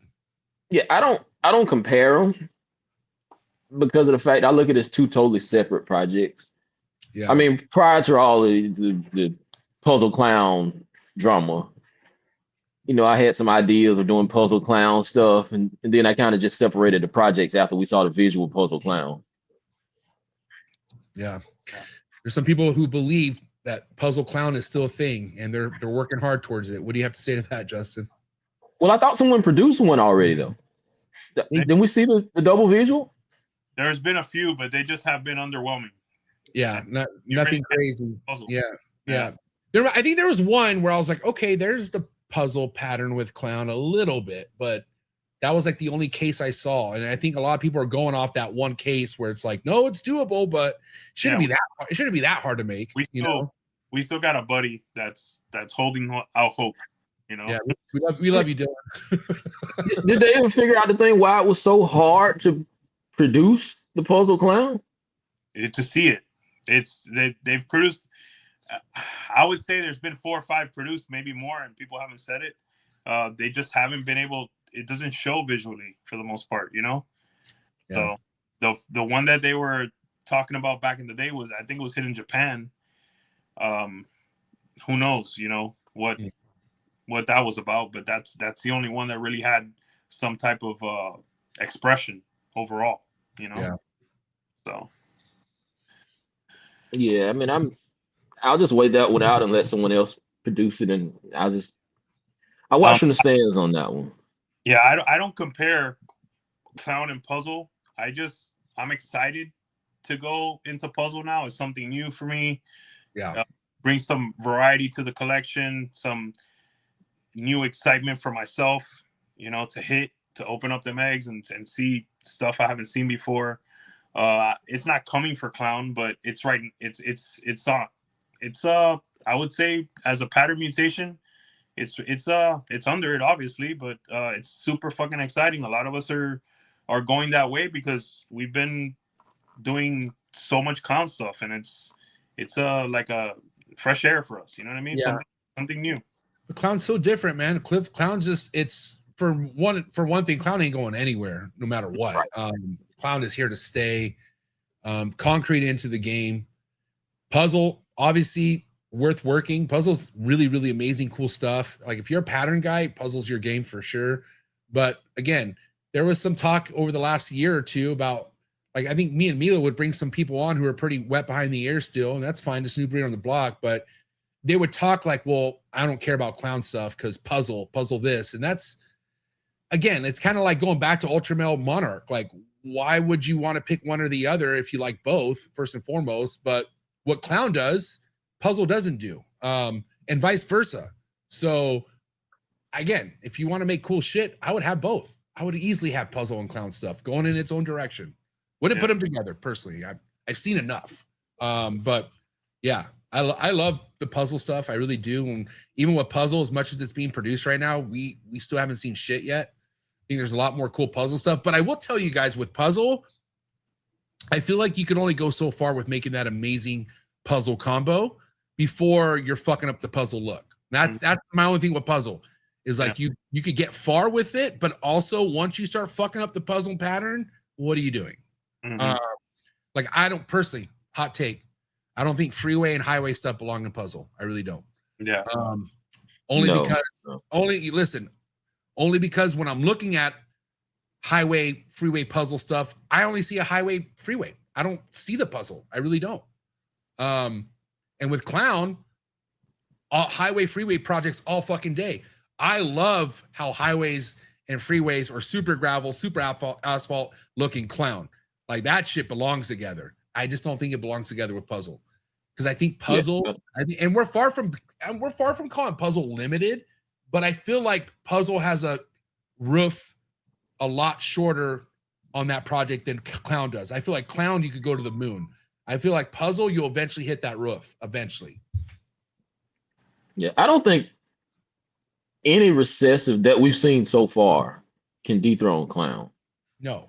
I mean, until we run across something that can change that head pattern like Clown does, I don't think anything will dethrone it. That's like the key factor in Clown being at the top of the recessive game. Yeah. Because okay, think about how many combos we've all hit, and we miss Clown, but we could see the het, and we're like, fuck. Imagine if we would have hit Clown. That's what Clown does to you. Like Clown will give you the body. Clown will give you the body, and you're like, oh shit. And you look at the head, no Clown on the head, and then you're like, damn it, you know. But then what happens when you hit that Clown? Woo! Popping a bottle after that. You know what I mean? I'm telling you right now, Clown is such a soldier in this game, bro. Like Clown's never leaving. I'll tell you that right now. For me, you know what I brought up about the bringing some variety to my breeding program. It's just when you've been doing this a long time, sometimes you just want something new. You know, I did that with Set, I did that with Puzzle, and yeah, you're gonna continuously take your Clown projects to another level every year. You know, that's what we're supposed to be doing. But man, let me tell you, the ball python game is just super diverse, and we should all be continuously bring diversity to our collection. That's what some people just what they do is they say, oh, you know, let's put them against each other. No, you know, Puzzle's gonna take over. It's not happening. That's not happening. You know, I feel like the people who do that are the people who can't have both. Or for whatever reason, like the only people who do team this or team that is because either financially, space, or whatever, they just can't have both. So they're going to go ahead and draw closer to what they have and push that. There's nothing wrong with that, but don't tell somebody who can work both that they shouldn't work both, because that don't make any sense to me. The more the merrier in the ball python game, 100%.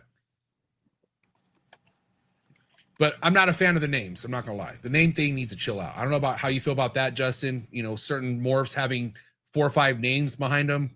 I think that I wish that would calm down a little bit. What do you mean, like for example, you mean like the Pompeii being the name with? No. Like so chocolate. There's Raven. There's oh, okay. There's isn't there another one with chocolate? I could have sworn there was 4. And chocolate. I'm not gonna bring up the because I don't want to get into that conversation. Well, Wookiee is totally different though. I mean Wookiee and chocolate are 2 totally different things. That's what I think. But dude, Big E, come on, he's coming at you right now, bro. Hey, I'm not gonna. You still say they're the same? No, I mean, didn't we genetically prove that though? Did shed testing prove that they were different? They also said confusion, static, and acid are different. So. Hey, Justin, I'm with you, bro. This guy right here, he's tripping. I don't know. Yeah, I said it different. You know, they do the super's the same. So for me, that's a lot of evidence right there. So. We haven't had this discussion in a long time, Justin. We used to go back and forth about this all the time. Hey, man, I respect all of y'all, man. He's being nice. Now he's being nice. I love it. No. It's okay. Hey, I was 90% right. I said all 3 of them were the same. 2 came out the same. Yeah. You mean with the Raven? Raven and chocolate. Yeah, Raven and chocolate. Yeah. Yeah. Yeah, I again, not crazy of a difference, but I've seen super chocolates and super Wookiees, and they don't look the same, dude. In my eyes, again, I'm just going off what I'm seeing and some combos. And I think, you know, there are some examples where they're pretty neck and neck, but I don't know, man. I feel like there could be a little bit of a difference, but I love chocolate Raven stuff. I love all that shit. Yeah. I mean, don't get me wrong. I like both of them. I have both of them. Okay. Yeah, there you go. And I can't really pick one or the other as my favorite. But I think we've seen more crazy combos produced with the Wookiee just because of Justin's what's the project? The Kraken project? Kraken, yeah. Yeah. So I mean, I'm pretty sure we'll see some wild chocolate combos coming along too, though. And I'm sure somebody already has put chocolate to Wookiee. Yeah, Justin, and there's never been a super form based off those 2, or like what? He made a video. You can't tell them apart. Got it. Yeah, at the time he produced those, I think it was prior to shed testing when he produced the I don't think he was sure if it was Wookiee chocolate or not, but it was the super form, but he wasn't sure which one. Well, I think Wookiee on each either or. One side on each. Yeah, and he hit the elite combo. I don't know, but either way, I think he said you can't just tell him, you can't tell them apart. So yeah. I think it's kind of like a gravel asphalt case. Could be wrong. I don't know, but I have a chocolate leopard double het DG clown going to my Wookiee butter het DG clown female. So I'm just because I'm like, I want to see this shit. I want to see what I get when I put chocolate to Wookiee. I'm wondering if I'm gonna get a super form. I just want to see. Fuck it, why not? Clearly Justin's already done it, but 2026 we need to do it again. We'll see.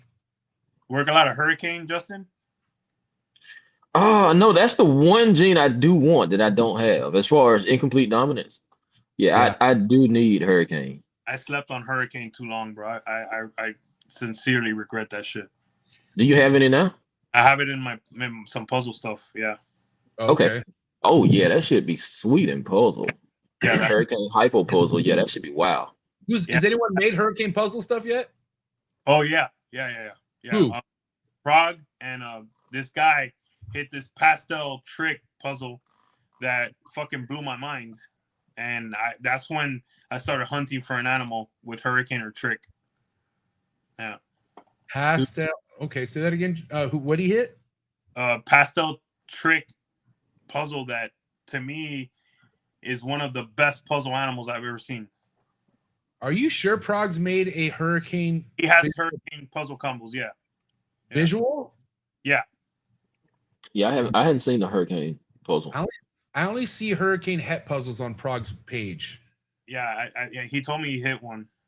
Yeah, one or a few. Yeah. I mean, I see a bunch of hurricane. And this I sent him the picture of the animal I'm talking about.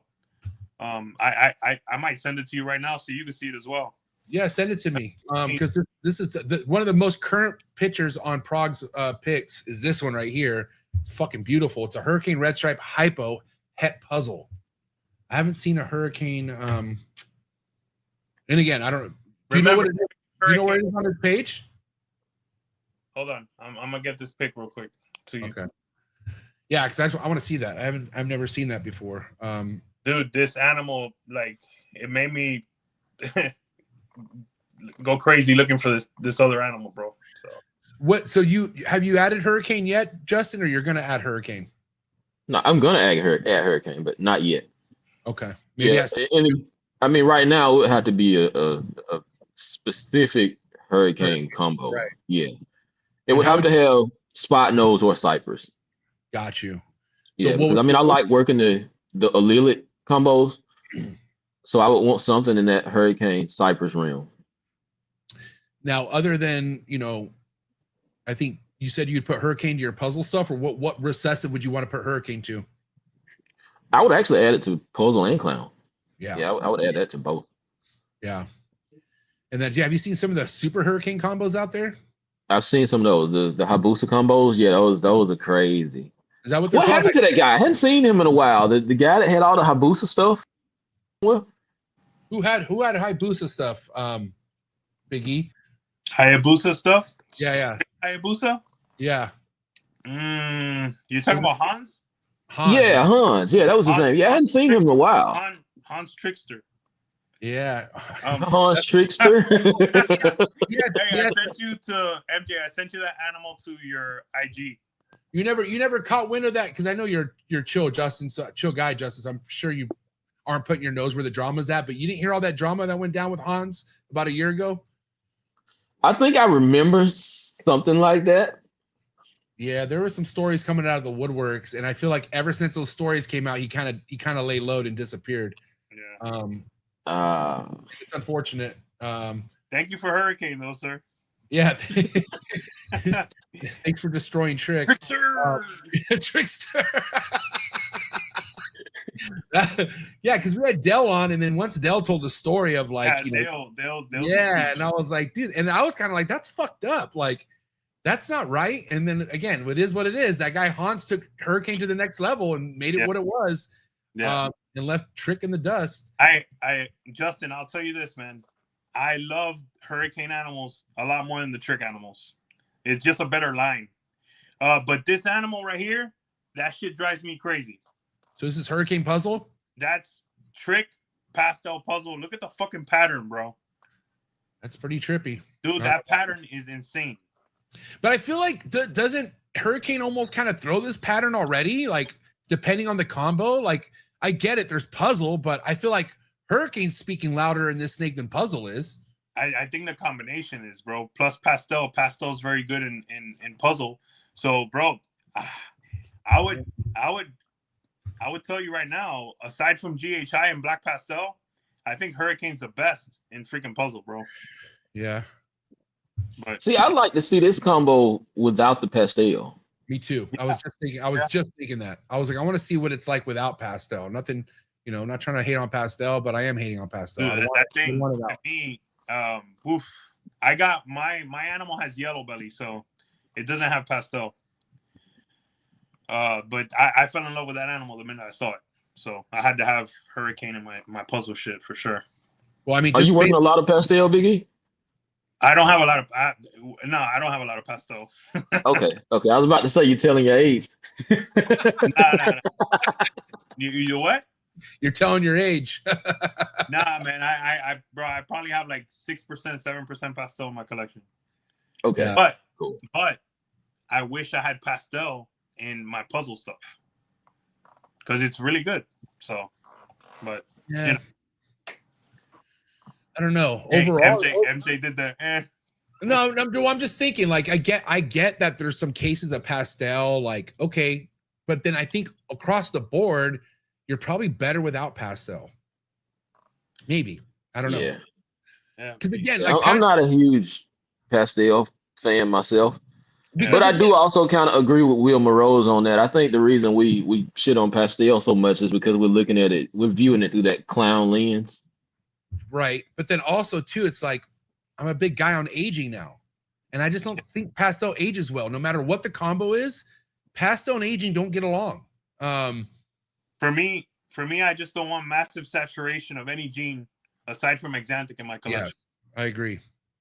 I don't want something to take over my collection. And honestly, when we all brought when we brought this conversation up 4 years ago, it was because 35% of the market had Pastel. pastel. So Yeah. we wanted people to correct. That way their collections aren't 35, 45% pastel. And you're right, Justin, it's terrible in clown for the most part.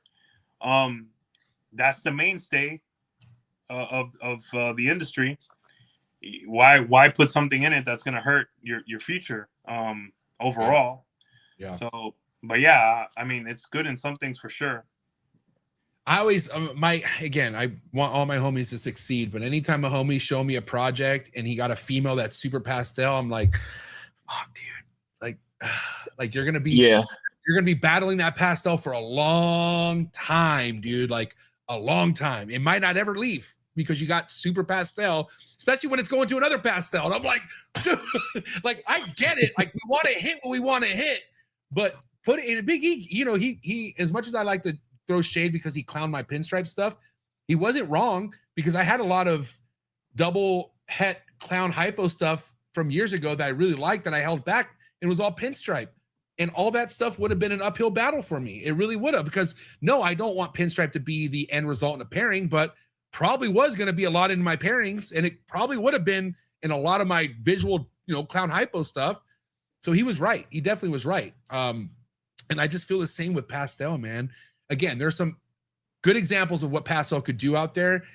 I like projects that age well. That's it. And if we're in 2026 and we're looking at Cypress, I feel like Cypress ages really well. I got some Cypress holdbacks from 3 years ago, bro. They look just as good as they did out of the egg right now. And I know there's other cases of morphs looking just as good with age, and that's where I'm shooting for personally. Pastel just doesn't age well. Maybe in pied, but I don't know. Yeah, I think that's where Hypo DG Clown is going to become the base of the industry. Hypo DG Clown combos, I mean, they look the same from hatchling all the way through adulthood. I don't know if you saw the Hypo Pompeii that I posted on Instagram, but it's at 600 grams. It looks identical to what it looked as a hatchling, if not better. Is that the one that I put on the is that the one I put on this thumbnail? No, actually, I meant to send you the Hypo DG Pompeii, and when you sent it, I sent them the wrong one. I think the one I sent you was actually the GHI version of it. Oh, But yeah, wow. that's the Hypo Pompeii. Yeah, this is like candy, bro. Are you kidding me? Oh my God. Like normally people could probably say you're altering this photo and you're not. It's the snake. Yeah, I mean that snake actually looks just like that. There's no edits. And I guarantee it looks even better in person. I guarantee. Well, I know it. I know because you had some stuff like this at SCRE when I went. Yeah, that animal was actually at that show. The one you were at. Yeah. This is the one that was breaking my neck every time I would walk by it, for sure. I'm gonna tell you guys this. I've never been a Pompeii guy, period, because I don't like how they age. But I love the DG Pompeii and I love the Hypo Pompeii. Yeah. Animals. Oh yeah. In fucking incredible, bro. Yeah, this is gorgeous, bro. Yeah. I would be so happy with a snake like this in my rack. 1000%. Beautiful forever. Yeah, beautiful forever. Yeah, that's probably one of my favorites. I'm gonna fix my camera real quick, but real quick, I'm just curious, Justin, where would you take this snake once it's time? It's a male or female? That's female. So it's Hypo Pompeii double hit Desert Ghost G stripe. So that's my target. I want to add G stripe to it and make the Hypo G stripe DG Pompeii. Now I'm not sure if it'll actually visually look better than that one, but I mean I have to try it to see. So what is it about G stripe that you like so much, Justin? Well, it's not G stripe in itself; it's the G stripe clown combos. Got it. Okay. And the thing is even just the G stripe clown, I don't like the way it ages, but when you add Desert Ghost to it, different ball. It holds that pretty hatchling color. Yeah. So that's the base that I want to play with. And I mean, we hadn't seen many Hypo G stripe clowns. I think I've seen one. Yeah. But that triple and maybe that quad would probably be pretty nice. I'm gonna give you my take on that snake right there that you have, brother. I'm putting Super Mandarin OD in that. Oh fuck yeah! And I'm leaving that pattern as is. Yeah, I love that pattern. I love how it looks. I'm gonna try to amp it up with some more orange. Yeah, that wouldn't be bad. Yeah, that wouldn't be a bad move. I actually struggle with how to even make that better. Yeah. Yeah. And probably OD and Mandarin would probably be the answer because I don't think there's anything else I can do to the pattern. Dude, that's fucking epic. What does OD do to pattern, Big E? Like, especially if you go to like super OD, what does it do? I can't hear y'all now. Oh shit! Can you hear me, Justin? Yeah. Oh, you hear me? Yeah, I can hear you. Yeah, we went quiet there for a second. Can you hear us, Big E? I can't hear MJ. Okay, you're out of here, buddy. Yeah. Well, he'll come back. No, do you happen to know what super OD would do to a snake like that? If you were to guess, Justin, I haven't made enough super OD to realize what it would do. I'm just curious. I don't think super OD would affect the pattern much. I think it would more so give you an extremely bright orange on that specific combo, especially if you add Mandarin to it, like a super OD and maybe super Mandarin. Yeah.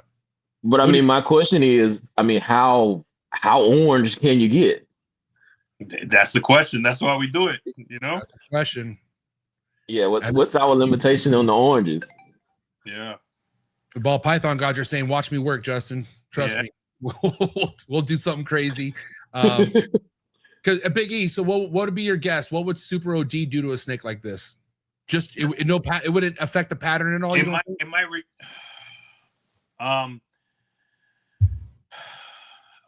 my experience, what I've seen more with single gene OD, sometimes you'll see some pattern reduction, but then the supers, you don't see as much. I mean, the single gene OD might mess with the pattern a little bit, but maybe the super won't. You know, at least from what I've seen. Yeah. And then the Mandarin, I don't have experience with Mandarin, but I don't see any pattern change in Mandarin so far. Yeah, I would just only think the contrast of the orange would go to a whole nother level. Yeah. Yeah. Dude, especially hype already in this thing too. Like, are you kidding me? Justin, that animal is fucking insane, bro. Yeah. Yeah, I appreciate it, man. Appreciate it. Yeah, my favorites. What's your display going to look like next week? I'm curious. Well, what's on the lineup? Give us a little bit of throw us a little bit of a bone, Justin. What are you bringing to SCRE?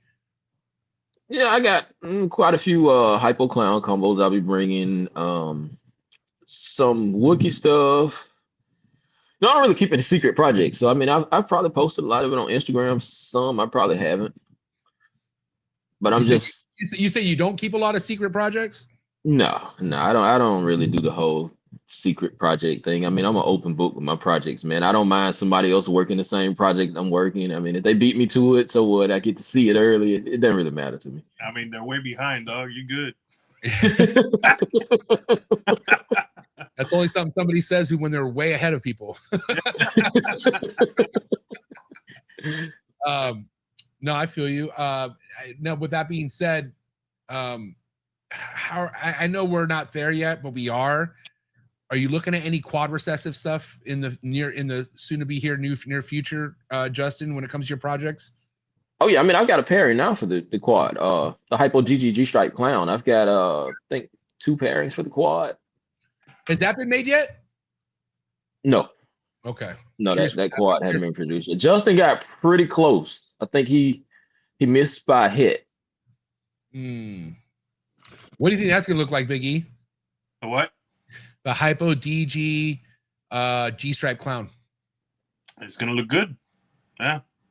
Look really good. Yeah. The one he just hit was my favorite G-Stripe Clown combo. It was the Pompeii, correct? Yeah, he did. Yeah, he hit I it? like that animal. That animal, the other incomplete dominance brought in a lot of pattern. I think for a guy that isn't a big G-Stripe Clown fan, that animal with all the that combo, really, I liked it. It was nice. So yes, I feel like, well, the Hypo DG version is gonna be fucking awesome. Yeah.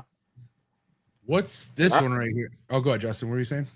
No, so I don't think there's many people working at that specific quad project other than Justin, I think. What's this one right here, Justin?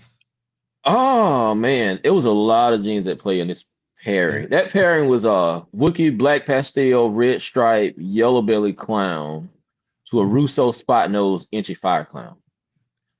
And that's one of the ones I just sent in a shed for, because I mean, I've got my opinions, but I really don't know. Yeah, I'm pretty sure it's a Wookiee Spot Nose Yellow Belly combo. I like that a lot. I love that pattern. I want to say Black Pastels in that for sure. I want to. Yeah, I think so too. Yeah. I just want to be sure. I mean, I'm gonna have it on the table at Sears, so I want to be sure, because there's so many genes at play. If I'm gonna sell it, I want people to know exactly what it is. That thing is banging. What was there any? I'm sorry. Was there any other recessives other than Clown in this pairing? No other recessives. Damn, man. I mean, I added hypo to all of the tests just to double check. I mean, just firing away just to see. Right. Never know. Damn, I love that snake right there. That's something I want to make. Something like that. That's really nice right there. Is that a male or female, Yeah, Justin? that is a male. Yes, male. Okay. Yeah, that's chocolate wouldn't be that nice. Oh, really? Is that what you think? So you think with Emilio? Oh, man, I was like, wait a minute. He's trolling us now, Big E. God damn it. Yeah. You gonna hold this one back, Justin? Nah.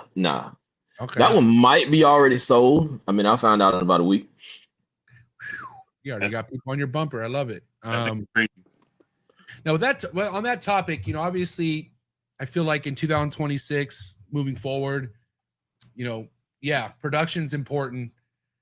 I don't think it's the hardest thing to do nowadays. I think you could produce some amazing stuff. I feel like the hard thing is selling. I think that's where people kind of run into that barrier, and it's hard to kind of break through that barrier unless you market yourself, connect yourself with the right people.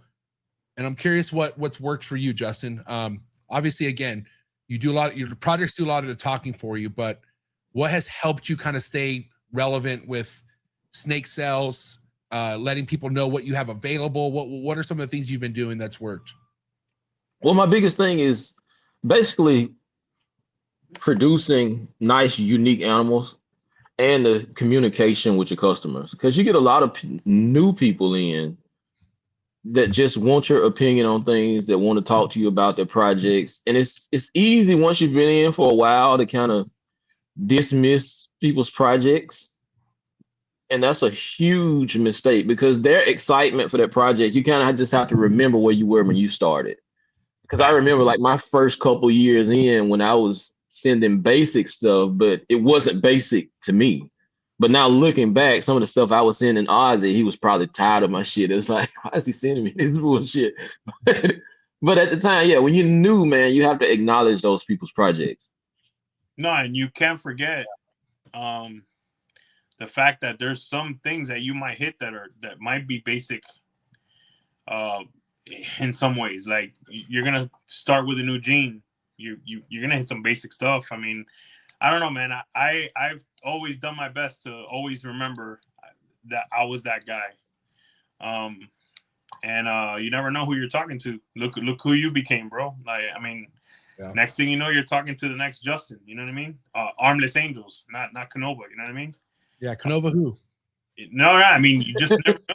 You never know who's gonna be that next guy, that person that's gonna, that peer that's going to, you're gonna respect the hell out of them down the road one day. You know, you want to hope that you treated them with respect. You know, yeah, right. The same way you would want to be treated at that stage. You know what I mean? Yeah. And let's be real, like especially in 2017, it wasn't easy for new guys. I'll tell you that right now, man. It was not easy. We were getting, you know, because again, it was easy to get fed misinformation. You know, there was a lot of gatekeeping back then, only because they could get away with it. Like there was, you know, social media was barely kind of kicking off. People were a lot more brazier back then. You know, they just didn't give a fuck. And so, but now you pull any of that stuff in 2026 and watch your customer base tank. You can't pull stuff off like that nowadays and sustain. Because people aren't going to want to spend money with you. I mean, there's too many other people out there doing it right by their customers to where, you know, people vote with their dollars. And if you're not doing it right by your customers, bro, ain't nobody going to be spending their hard-earned money with you. You know what I mean? So you better do right by them. And again, doing right by people in this hobby comes back tenfold. You take care of people, and this hobby takes care of you back. I've seen it, plain and simple. I'm seeing it right now with you, Justin. You know, keep your head down, do the work, take care of people, and watch how it returns to you. Yeah, that's exactly correct. And I am that guy. Like when the new guys come and they have their pairings, and of course I know they're going to change their mind. That's part of it. You can have this whole lineup of pairings. Next week, all of that should be different. And I'm that guy that will tell you the truth. Like if you're bringing a super pastel to something else, I'll be like, man, you know, I try to be the nice way of saying, hey, don't do that. And that's what I need to work on, just saying it the nice way. I sometimes play it back in my head and I go, yeah, that sounds nice, and then I say it and I'm like, damn it. you gotta be honest and caring, and just, you know, tell them what you would want to be told in, you know, nicest way possible. Privately too. I feel like don't do it. Yeah, you're not going to get your point across in a group chat where there's other people who might either laugh or like turn it into something where, damn, I'm being attacked. Because, you know, people are sensitive and I get it. But when you're very real to somebody one-on-one, they receive that the way it needs to be received versus in a group setting. I don't like giving advice in a group setting because, again, I could come off like definitely like an asshole sometimes. But I'm somebody to where like you'd rather hear what the truth is versus being fed a lie and let you go on thinking, okay, I am doing it right because so-and-so thinks this, and that. And mind you shouldn't matter what anyone thinks, but when you're new in this, there are certain things you want to know. And you're going to find out a lot of the things you should want to know by someone who's been in the game more than 5 years, you know? And again, I feel like helping somebody out only returns tenfold to you, man. If you just take care of people the way you should take care of them, it's all going to work out in the end. I really do. And now, go ahead, Biggie. Now, if they're not listening, that's another subject. I mean, that's You can lead a horse to water, but you can't fucking make a guy drink. I'll tell you that much. And if they don't deserve that nice guy. I mean, it is what it is, you know. So No, you still shouldn't be mean, Biggie. no, I'm about to be 41 and I'm learning, like, just because they give you a reason to be mean, don't be mean, because that still don't make it right. I'm barely learning that. Sometimes I struggle with it. No, I do struggle with it, but I'm just saying. nah, man, I'm talking. That's the true test. I mean, I've probably been really mean to 2 or 3 people in this whole 20 years. So. and they're our good friends. We love you, Double J. No, yeah, no. At the end of the day, bro, like, I feel like that's one of the advantages this hobby has, is there's people out there to give you real advice. You just got to be open. You got to be open to listen to it. And some of this advice stings. Like that, you know, some of these people hear this advice after they bought a snake, after they dropped hella money, and they're so excited to share it, and they share it, and someone hits them with like, yeah, I wouldn't breed that, or I would be careful. Last thing people want to hear after they drop money on a snake is someone who has something negative to think about it, because it's a kick in the balls. Like, it's kind of like, damn, like, I thought you guys were gonna love this. And that happens a lot in this game, dude. You know how many times people thought they bought something everyone's gonna freak out over, they drop it in a group chat and it's just crickets. But it shouldn't stop you. It shouldn't stop you. But at the end of the day, you're gonna get real results from people's expressions when you share stuff. You just got to be open to listen to it. Don't think you are ahead of other people who've been in this game for a decade. Okay, they're telling you what they want to tell you, hopefully for good reasons, and you got to be open-minded. Just stay open-minded. That's it. Justin, I have a question for you. Okay. What did you think of the KINOVA presentation? Of Adder? With the Adder. Yeah, good topic. Yeah. What do you think of Adder and how he presented that, Justin? I actually like the adder combos. Yeah, and prior to him showing that video, I hadn't dug into it a lot. I mean, I'd seen it pop up on my page every now and then, but with the combos he produced with it, I actually like those. That's something I would look into. There you go. And I actually messaged Justin right after he released that video, asking him what did he think about the adder compared to gorilla, and he was instantly like, "No, terrible, not." It's not the same. He instantly said it's not the same, not even close.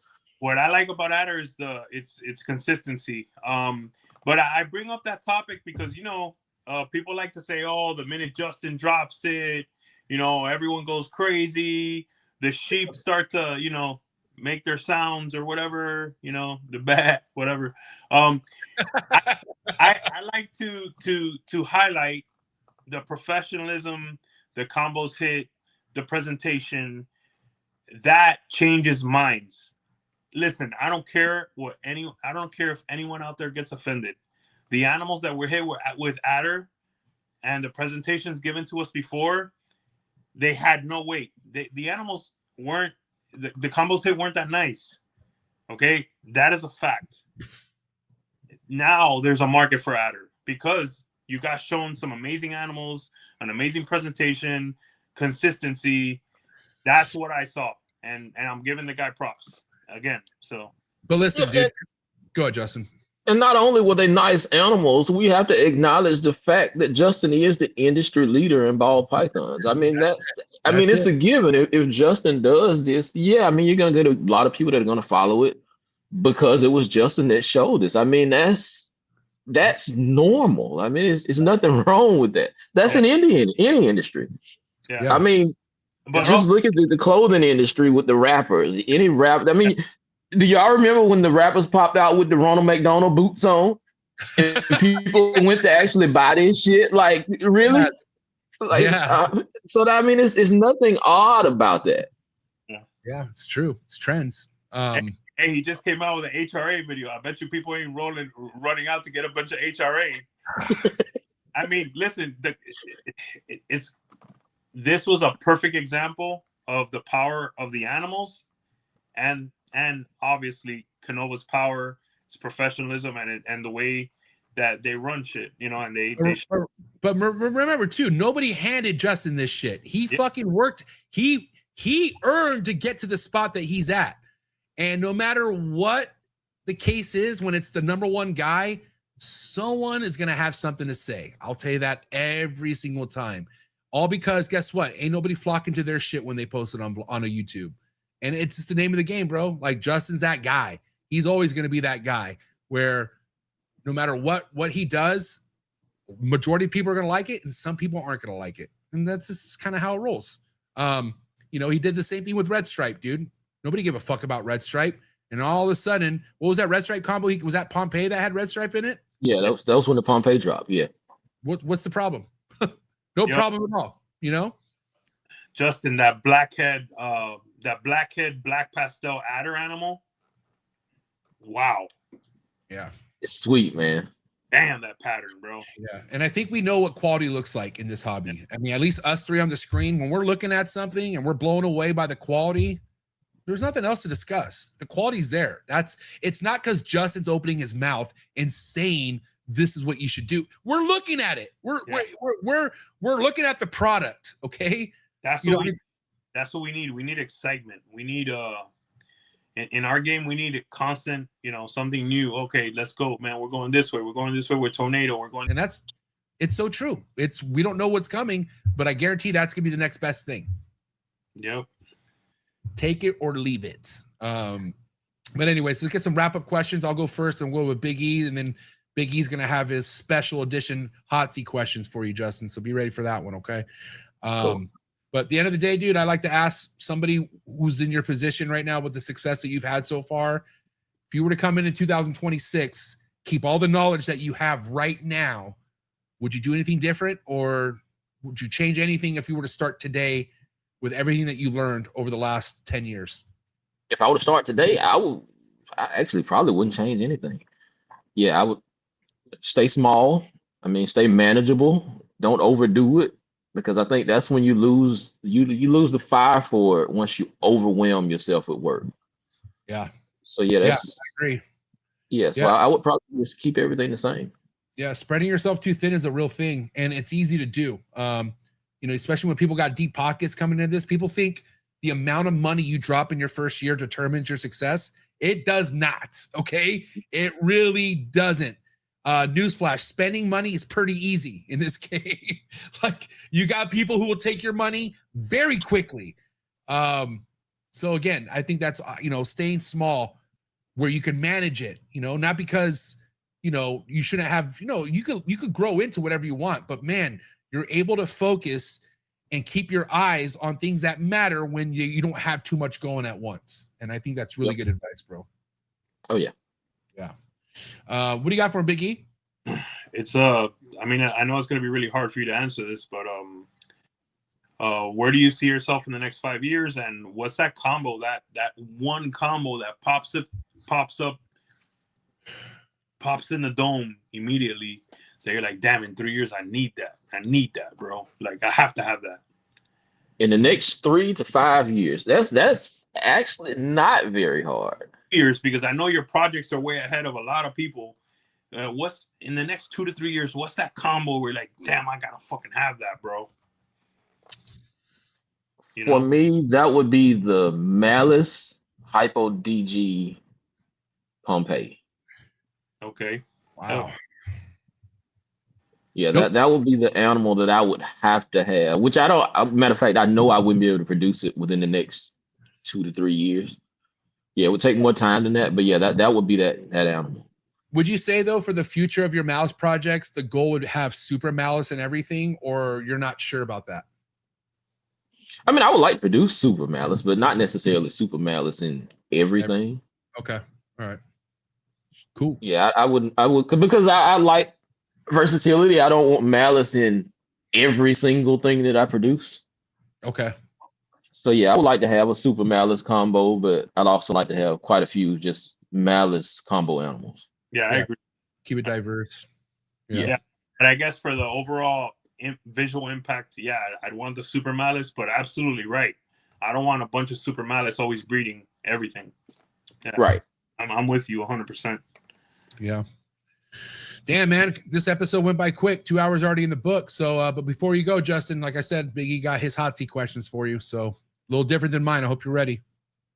I hope so. I kind of got a hint. I knew he was going to screw me on this because I asked him when he sent it. So I was like, what? Any right? Say it again? It's just me, right? Yeah, I mean, I've already done hot seats with Justin. It's been a while, All right, but bro, no, you're good. Hit him. Hey, this is like drink champs, okay? So pretty much you're gonna pick one or the other, you know, because there ain't no drinks here. All right. Okay. Okay, let's go. All right. So black pastel or cypress? Ooh. Cypress. All right. You're keeping it, right? You're gonna Yes. tell me what you're keeping. That's what you're So keeping. now? You're gonna tell me what you're keeping, right? Yeah. Okay. Yeah, I'll tell you what I'm keeping. Yeah, Cypress. Yeah. DHI or stranger? Stranger. DG Exantic or True Ghost? True Ghost. Hell yeah, brother. Hypo puzzle combos or DG puzzle combos? Hypo puzzle. Okay. I mean, we didn't ask you about this, but I'm gonna ask you anyway. Sunset or monsoon? Ew. Sunset. Oh, what? All right. Cypress spot nose puzzle or spot nose yellow belly monarch clown? Said Cypress spot nose puzzle. And what was the other one? Spot nose yellow belly monarch clown. Spot nose yellow belly monarch clown. I haven't seen that animal. I'll have to see it. All right.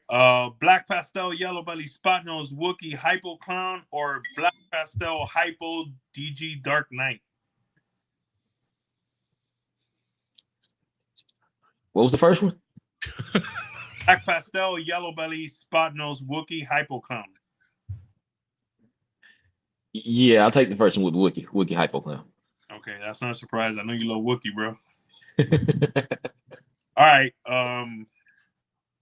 I usually ask people this, but let me tell you something, bro. After seeing your hypo Pompeii, woo! But spot nose yellow belly confusion exantic DG clown or DG Pompeii? DG Pompeii. See, I knew you were going there. Yeah, because you love that Pompeii, bro. Yeah, yeah. Loving my exantic. How dare you? I'm just kidding. Yeah, man, that's all I got, bro. It's been hella fun, bro. Yeah, dude. Yeah. Oh yeah, man. I appreciate it. I love an episode where we get to freaking nerd out and man, where there's a lot of knowledge on both ends or all three ends, bro. It's these are fun, bro. Really enjoyed having you on, man. Oh yeah, man. Hopefully we can chop it up at sea and have a few drinks, man. Yeah, man. Yeah, totally, man. And again, man, it's a good way to kind of build the excitement going into next week. I'm excited to get to Atlanta, Georgia with the boys and catch up with you in person, Justin. Can't wait to get to your table. I'm going to be shooting a vlog with MORPHMARKET, so you know, and become shooting some video footage of your stuff, bro. I'll be there. Oh yeah, for sure. Go ahead, Big E. Hey, give me a hot seat, bro. Ask me, you know, DG Pompeii or Hypo Pompeii. I'm sorry, Justin. You go ahead, man. Ask me that one, bro. Why you do this to the guest for it to me? Yeah, because bro, those snakes are so close. But guess what? I'm gonna have to drink. All right, those two, man. Damn, I ain't gonna answer that, bro. Those two animals, I'd have to see them both in person. Yo, those two freaking animals are incredible, bro. All right, Justin, ask him. Go ahead, ask him. No, I just answered. He didn't ask, so I answered it, bro. Okay, hold on. That was crazy work. So you asked yourself and answered your own question just now? What? But did you pick one? You didn't pick one? No, I took a drink. I'd have to see him in person, bro. Oh, my God. All right, bro. Right Justin, here, right. I took the drink. Justin, Hey. I appreciate you so much, big dog. Thank you so much for coming by. Hey, if anybody wants to reach out, if anyone wants to tap in, where's the best place someone can reach out to you, bro? You can catch me on MORPHMARKET, Instagram, Armless Angels. Cool. All right, I'll put the links in the description below. And then again, guys, if you're going to SCRE, highly recommend you check out Armless Angels booth at Southeast Reptile Expo. Are you going to be in the same spot, or Bob have you somewhere else that you know of? He hasn't sent the map, but I'm pretty sure we'll be at the same spot. We've been at that same spot for every year, so it'll be right across from Justin. Right across from Justin, man. Be So, good. like, Be good if Justin brought a DG Pompey so we could like compare them right there. Yeah. Yeah. Yeah, he's got one, but it should be an adult by now. I think he hatched his the year before I did. The breeding side ready. Well, can't wait, guys. Do me a favor. Go give Justin a follow on IG, Armless Angels Ball Pythons, and go follow him on Morph Market. Find all the links in the description below. But give it up. It's a wrap for Justin, Armless Angels Ball Pythons, ladies and gentlemen. Appreciate it. Hey, have a good night, bro. I'll see you next week, okay? All right, bet, man. Y'all hold it down. All right, peace out. Bro, you're That a was trip. funny, but I had to do it. Those two animals are I'm not gonna incredible. lie, that was I fun. can hear you. Come back. Dude. This guy literally was like, all right, Justin, ask me a hot seat question. Then he asked himself the question, and he then answered by drinking. Big E, that's the first time in Trap Talk history I've ever done that. and no, anybody, period. Nobody has ever asked themselves a hot seat question after asking the guest to ask them. So you ask yourself, and then your answer is drinking. That was nuts. Hey, we didn't do the morph of the week, Fuck. but I had Justin send you my pick if you still want to do it. What do you mean? Which pick? We'll do it. Yeah, we have to. I skipped last week. I gotta pull it up. Yeah. Wait, you already sent it to me? Yeah, I asked him to. Yeah. Oh, so where is it in the DM? Was this recent? I asked him in the chat to do it earlier. Justin Ozarks? Yeah. In the trap chats? No, and I told him to send it straight to you. But Oh, here it is. All right, cool. All right, guys. That's my pick. All right, guys. So here we go. We're gonna do Morph of the week. Drum roll. The winner of this week's Morph of the week goes to Justin, Ozark Mountain Morphs. What do we got here? Holy shit. Bambino Mandarin Hurricane Hypo. Yes. Damn. Sir. Damn. I thought it'd be fitting that we talked about the the granite genes that we pick the nicest animal that's been hit so far. So, Damn. That's all I'm gonna say. Holy shit. This thing is hot. Yep. Well deserved. Yeah. That's awesome, dude. That's awesome, Justin. And again, man, Justin has been putting in his work with Bambino. We ain't seen shit yet. This is a taste of what's to come. So go give my man Justin a follow. That thing is badass, bro. Holy shit. Not gonna lie. That thing is badass. Oof. Shout out to Justin. One more time. Bambino Mandarin Hurricane Hypo. Those supers, dog, right? Yep. Guys, do me a favor. Go give him a follow on Instagram, Villarino Reptiles. Go subscribe and also go sign up on his Patreon. Find the link in the description below. We give it up. It's a wrap for Big E, Top G, ladies and gentlemen. All right, thank you guys. Later, bro. Thank you. Have a good night. Appreciate it. That shit was funny, man. I can't get over it. Great episode. Shout out to Justin. Really looking forward to tapping in with him at Southeast Reptile Expo. If you're going to Southeast Reptile Expo, drop a comment in the comment section. Let me know if you guys are rolling. I'm excited. Shout out to Bob. Shout out to the entire SERE team. And shout out to Justin, man. Armless Angels, Ball Pythons. What a great episode. But yeah, that's it. Episode 796 in the books. Quick word from our sponsors before I let you guys go. Don't forget, On the Tree Tuesday, tomorrow, right here, episode with Sal and Alex Warren. We talk heavily about if yellow neonates matter. Okay, so before you go judgy, watch the episode first and foremost. Have a good night, guys. Again, quick word from our sponsors, and I'll see you tomorrow. Sorry for the interruption, folks, but a quick word from our sponsors. Shout out to tonight's sponsor brought to you by ZooMed. ZooMed is proud to be supporting the Trap Talk Reptile Network. At ZooMed, reptiles are our passion. For over 48 years, we've been creating premium foods, supplies, and habitats for reptiles and other exotic animals. We're a company made up of hobbyists that test our products on the hundreds of animals that we care for here every single day. Whether you're an established breeder or a first-time hobbyist picking up your first ball python, ZooMed has you covered with everything you need to keep your animals happy and healthy. I'm excited to talk about this new product with ZooMed called the Slither Sense. It is a remote temperature and humidifying monitoring system, which we all know how important temperature and humidity is to your reptile. And for you to have remote access to your temperature and your humidity in your reptile room could really, really be a game changer for the longevity of you keeping reptiles. So guys, make sure you check out that product. Find the link in the description below. Click on it right now. Give me your feedback in the comments below. Let me know how you're liking a brand new ZooMed product. Tonight's episode is brought to you by Mark Bailey Reptiles, my mentor and definitely my favorite ball python breeder we have today. 40 plus years full-time reptile keeper. He's just been a huge inspiration ever since I met him. And also, if you really want to see what his work is all about, you could just simply go to morphmarket.com, type in Mark Bailey Reptiles, give him a follow. And anybody who has gotten a snake from Mark Bailey Reptiles have been super happy, and that's going for 40 plus years. So very honored and very happy to not only call Mark Bailey Reptiles a friend of mine, but also a sponsor of tonight's show. Definitely appreciate your support, Mark Bailey. Definitely look up to everything that you do. Shout out to Mark Bailey over at Mark Bailey Reptiles. Shout out to tonight's sponsor, and that is CLTCH, the #1 organization app in the ball python game today. Also, tonight's episode is brought to you by KINOVA Reptiles, the biggest world industry leading ball python company in the hobby, in the industry. So excited to announce this partnership with CLTCH and KINOVA Reptiles. No name that needs an introduction. As you guys already know, if you're looking to invest with the best, KINOVA Reptiles is the way to go. And again, if you want to be organized, if you want to be ahead of the game, there's no better organization app in the ball python game than CLTCH. Thank you so much to the entire CLTCH team. Thank you so much, KINOVA and the entire KINOVA Reptile team. Please continue to keep doing what you're doing. Nothing but inspiration, nothing but excitement coming from KINOVA Reptiles and CLTCH. And I'm excited to have more information to announce to you guys here in 2026. Thank you so much, CLTCH and KINOVA Reptiles. If you're in front of the line, cutting edge, high-end ball python projects, you don't want to miss this. Shout out to Teresa and shout out to Devin over at PRAGUE MORPHs, the heaviest hitters out of Europe, currently in the ball python game. If you're into the double, triple recessives such as puzzle, hypo, and other amazing recessive, incomplete, dominant projects, then make sure you head over to PRAGUE MORPHs right now on Instagram. Check them out on YouTube. You can find all the links in the description below, and many more updates with RGI and PRAGUE MORPHs to come. So again, thank you so much, Devin and Teresa over at PRAGUE MORPHs. Cannot wait for many more collaborations.